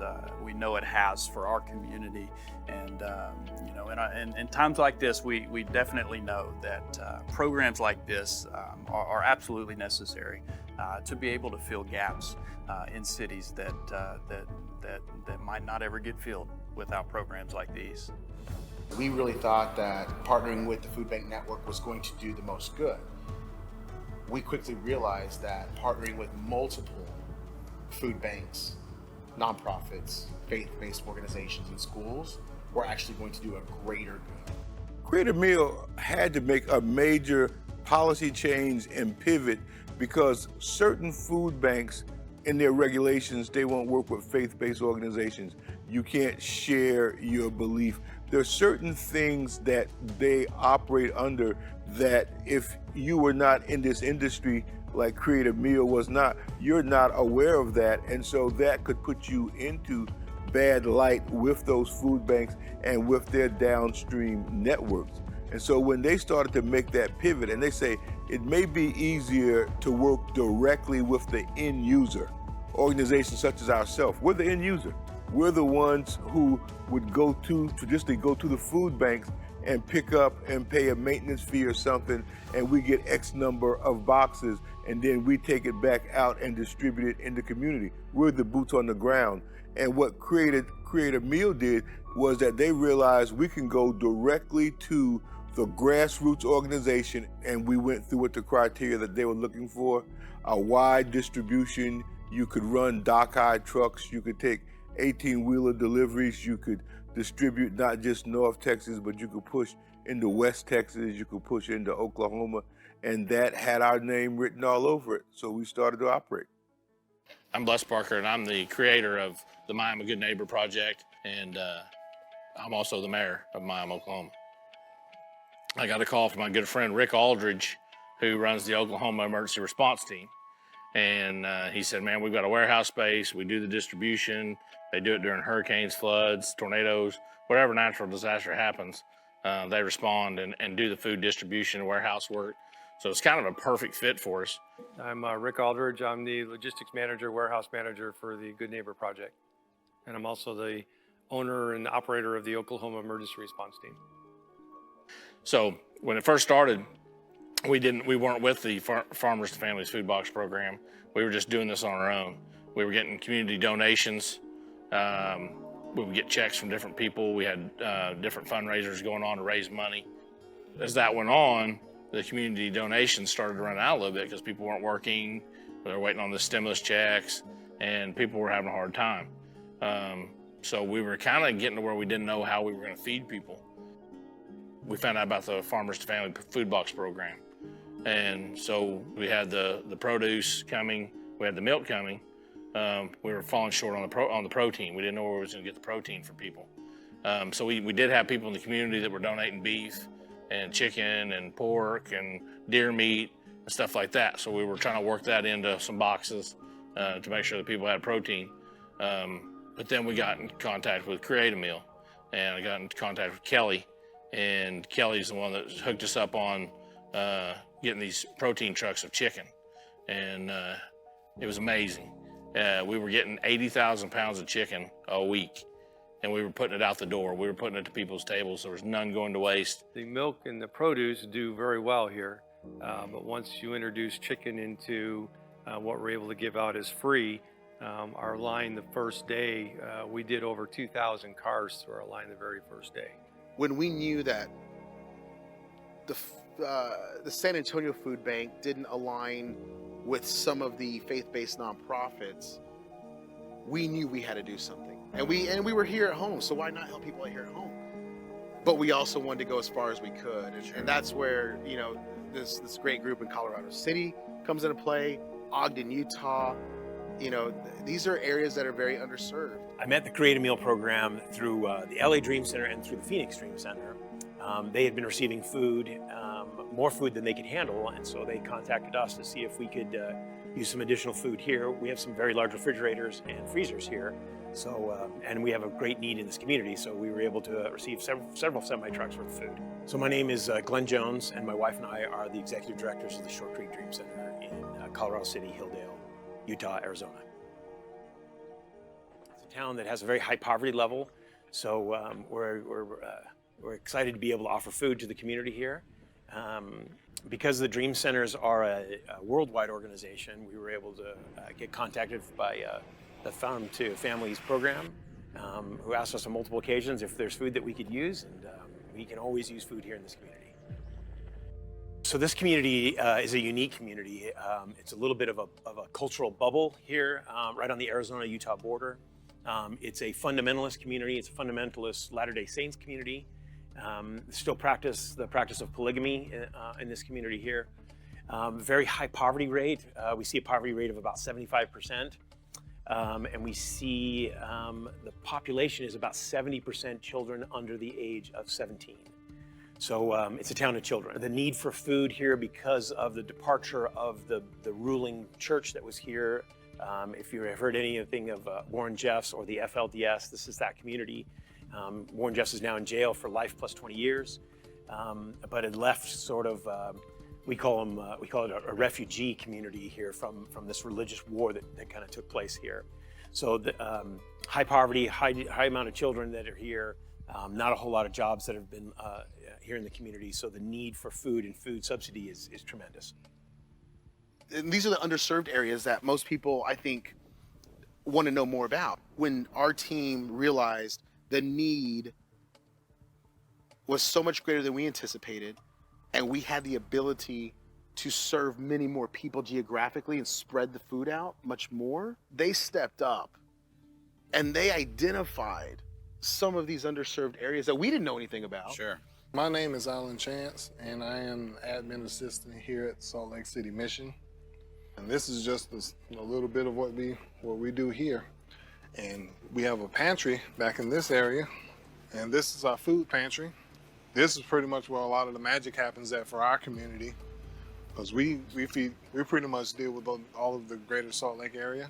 It was actually a really exciting endeavor when we got our trucks from Cre8ameal. When they made contact with us and we started getting our trucks, it was a beehive of activity here. It was amazing about the amount of product that we got. We had what we thought was going to be a very harmonious relationship with the San Antonio Food Bank. It turned a little different than we anticipated. But what they did is they did present us with the food banks and the Feeding Texas network that with their demand schedule and what they could really use. The food bank of the Rio Grande Valley has been servicing the valley for 35 years. We serve about 64,000 people on any given week. Normally, right now during COVID season, it's been 127,000 people on any given week. In our district, we have 11 counties that we service. Cre8ameal was brought to our attention through the San Antonio Food Bank. We were looking for partners at that time. We already had a great produce partner at the time. Cre8ameal was able to get us 2 of the products and a little bit of the produce that we would either be lacking or willing to give a try to off of the produce partner that we already had. You have these key people, almost use the word like superstars or captains in their own community that just, they know how to get it done. I think it's really great to have these superstars like we were talking about, especially Libby down at the Rio Grande Valley Food Bank, RGV Food Bank. She's great. I think the biggest highlight I had was making that connection. And as soon as I made that connection with Kelly, I want to say it was like 2 days later, 3 days later, we had our first shipment here. And as soon as that first shipment came in, those trucks just started rolling in. We were receiving about 3 loads per week. So we had been receiving. Every time I saw her name come up on my cell phone, like, oh, she's got another load for us. So it was very good. My experience with Kelly and Cre8ameal was great. You know, when I think about food banks like that are kind of like a hub to those areas of at least Texas in this particular case, when I think about how resilient they are, because, you know, down here, what people don't experience in other parts of the U.S. is, you know, we get hurricanes. Yes, everybody has natural disasters, but we get the hurricanes, we get other kinds of bad storms. And so I love the fact that RGV Food Bank and Libby and her team, as well as the other food banks and nonprofits, all share food. They do. You know, if there's food at RGV Food Bank in FAR, they have enough of it and somebody else needs, maybe it's Coastal Bend, you know, maybe it's Santos over there, maybe it's somebody in La Feria or Brownsville, Laredo. I'm glad how they have each other's back between these nonprofit organizations. Nothing against the larger food banks, but there's really a network in the community between the food banks on how they watch out for each other. And that's what a project and a team and success for feeding people is all about. Mercy Food Pantry started 3 years ago, and we have been distributing to our community, helping families. We were referred through the food bank of the Rio Grande Valley,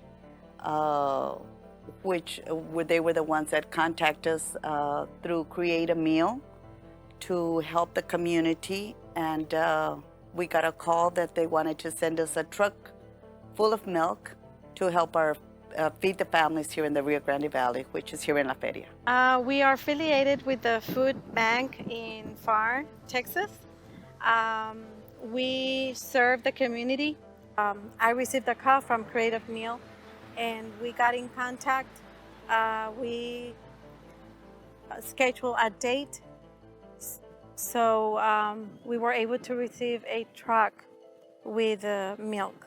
You know, these are areas where you have a lot of immigrants that come over, who cares how they got here? But you have these areas of Texas where you have people from Mexico that have immigrated into the United States. So those are really underserved areas. So we were really proud and really happy to be able to serve those. I know you had an experience over at... Yeah, it was Norma Fuentes. She was just a delight to work with. Her and her organization down there is fantastic. And like you said, they want to help as many people out as they can. My favorite moment was when I saw that truck drive up on 7th Street, 116 7th Street in La Feria, where our church is, and it was full of milk. And the doors open and we saw that milk come into our community to distribute, to help families out. And that was one of my favorite moments. She was great, and just the biggest heart, and then just had the mission and passion to really help our community out. Heartbreaking thing was when Kelly told me that unfortunately that program had ended, that we were no longer able to help families through our Cre8ameal.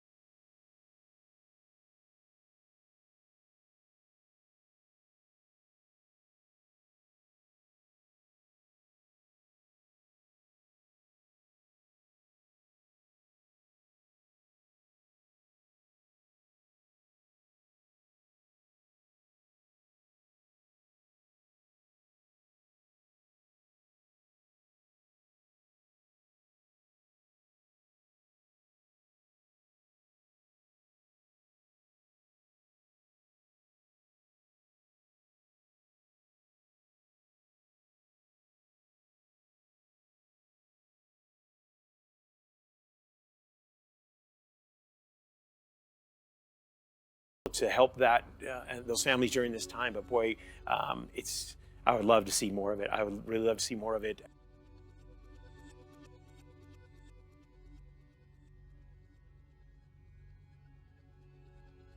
Over to Othel, he was a great guy too.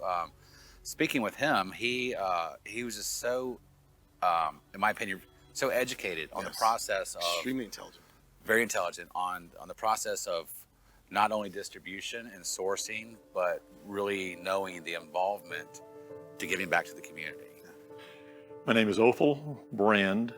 I am chairman of the Board of Trustees for Valley Baptist Mission Education. Valley Baptist was started in 1947 in Brownsville, Texas, and the area we serve is basically South Texas region, which is basically Willisey, Cameron, Starr, and Hidalgo County. The Rio Grande Valley region covers basically about 1.5 million people in that 4-county area.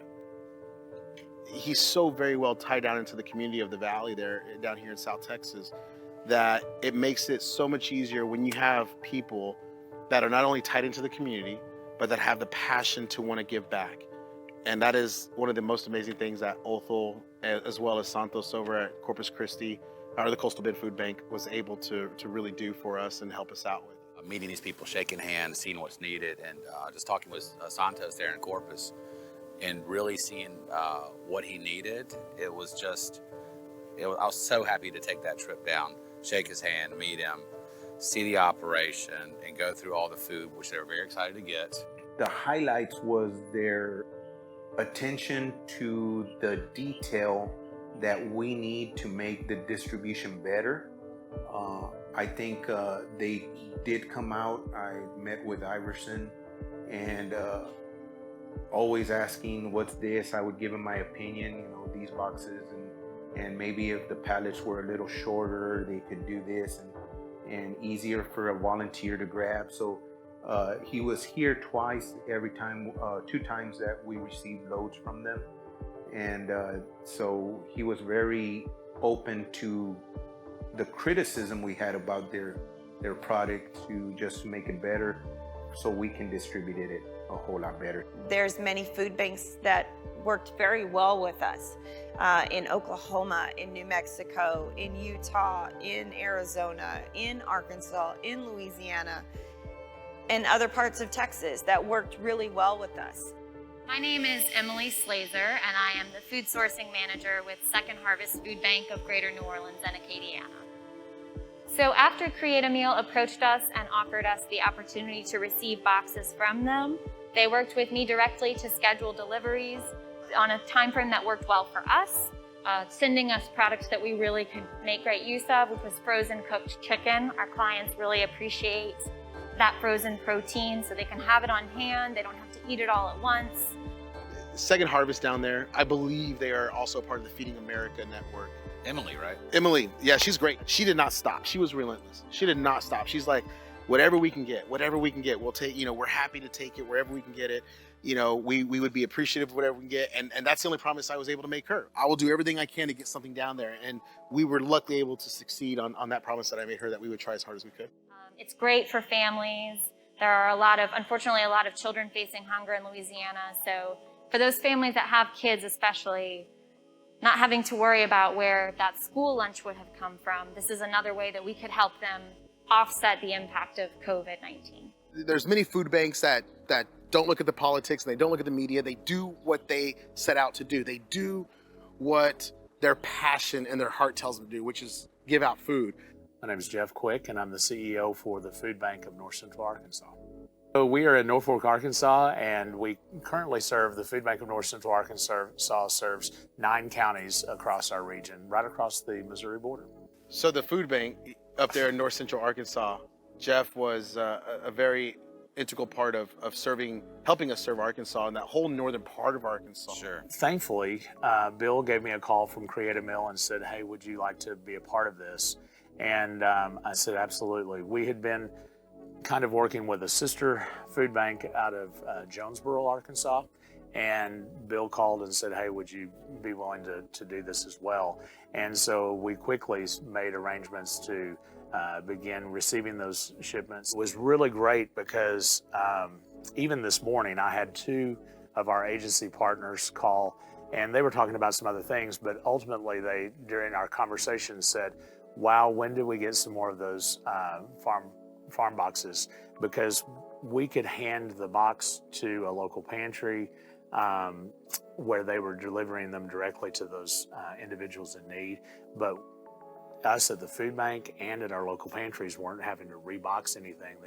The boxes came with the apples, the oranges, the potatoes, the cucumbers, whatever it is that the family needed, all packed and ready to go. Made it very easy for us to move a lot of this. One of the benefits of being a part of Feeding America, as well as our statewide hunger relief organizations, is that all the food banks are able to kind of come together, share information. We were able to share information about the vendors who had been approved for this program. We could contact those vendors on behalf of our own food bank, as well as our statewide food banks. There may be food banks over in a neighboring state that had an existing relationship with one of the vendors. So those food banks were contacting us and saying, hey, we've got a vendor here and they're trying to get their food out. Would you be interested in working with them? So it was really a two-way street as far as the communication. It really worked well. Cre8ameal, called us and kind of, asked us what we could handle.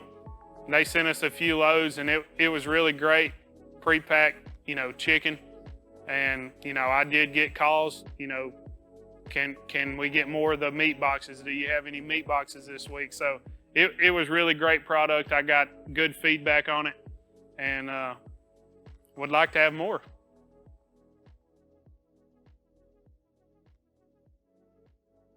It allowed us to move a lot of product to them, and it allowed them to get product out to the people who needed it the most.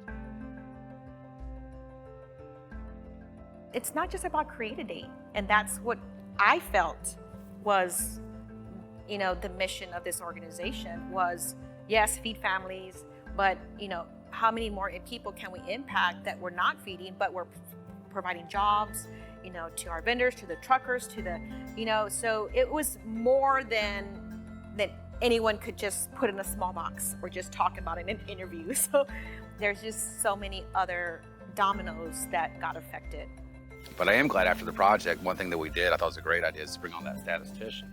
It really shows firm numbers, the firm numbers of what was executed through the management team that we had. And this will completely back up the project, the people, the talent, and the deliverables on what was done. I just think it would be good for us to say thank you to Cre8ameal and the other organizations that have partnered with us. When I say us, I mean all of the food banks across the nation. We really depend on partnerships. And Bill and the team at Cre8ameal stepping up and initiating contact with us and making this happen for the people we serve. That's what it's all about. We so appreciate the time and the effort that Cre8ameal and others have put into this project. We had issues with the dairy. That's really the biggest thing that people would like to either talk about on a negative level, but it's also the biggest thing that the USDA spoke about at the congressional hearings. So first of all, to maybe address your question about dairy, that is probably, if we looked at the categories of boxes, that would be the category of boxes that least fulfilled. Are we looking to address that in the second round? And part of that, though, isn't necessarily that they failed to execute their contracts. It's part of it is the marketplace changed, the price of milk and cheese changed, and the retail industry pulled those products out of where they were accessible to our contractors. And I thought it was very interesting how that was the very first moment we found out. We weren't the only ones. We knew there was a couple others like us that were having dairy issues, but when we found out that it was across the board, that it was many more awardees that had issues with the dairy, especially people that have been around for decades in the food industry, and they still couldn't get their hands on the dairy that they needed. I felt extremely confident that what we did was really the best that we could have done under the situation. All of the milk that we used and sent to Cre8ameal, there was no home for it. We sent 100% of our, everything that they bought was our excess for that time period. Talk about milk that would have been dumped and wasted if it had not been for Cre8ameal, without a doubt. As I look back and think about this contract, I think about where they started at Create-A-Date and where they ended up at the end. Thank you, Create-A-Date. It was kind of amazing that a little company that is the most reasonable one that can meet all our demands. under constant attack from the press could be this successful. I think that a lot of companies and the USDA is going to look at our model that we developed and say, why can't it work like that for everybody? It's amazing, and it goes to show a lot of the fortitude and the character of the principles behind it to be able to pull something like this off. And you know what I'm really excited about? I'm excited about what they're going to do next. Communities are still hungry. People are still unemployed. There's still food out there that needs to be distributed to those people. So for us, and our particular contract may be coming to an end, but the need will continue. And it would have been nice to continue that with them. I'm excited about the next phase of this program, or where they're going to take their company next, because when someone can be this successful from a floor of almost nothing in this industry to deliver as much food to needy families as they did, they've got something else coming big next. I can't wait to see what it is.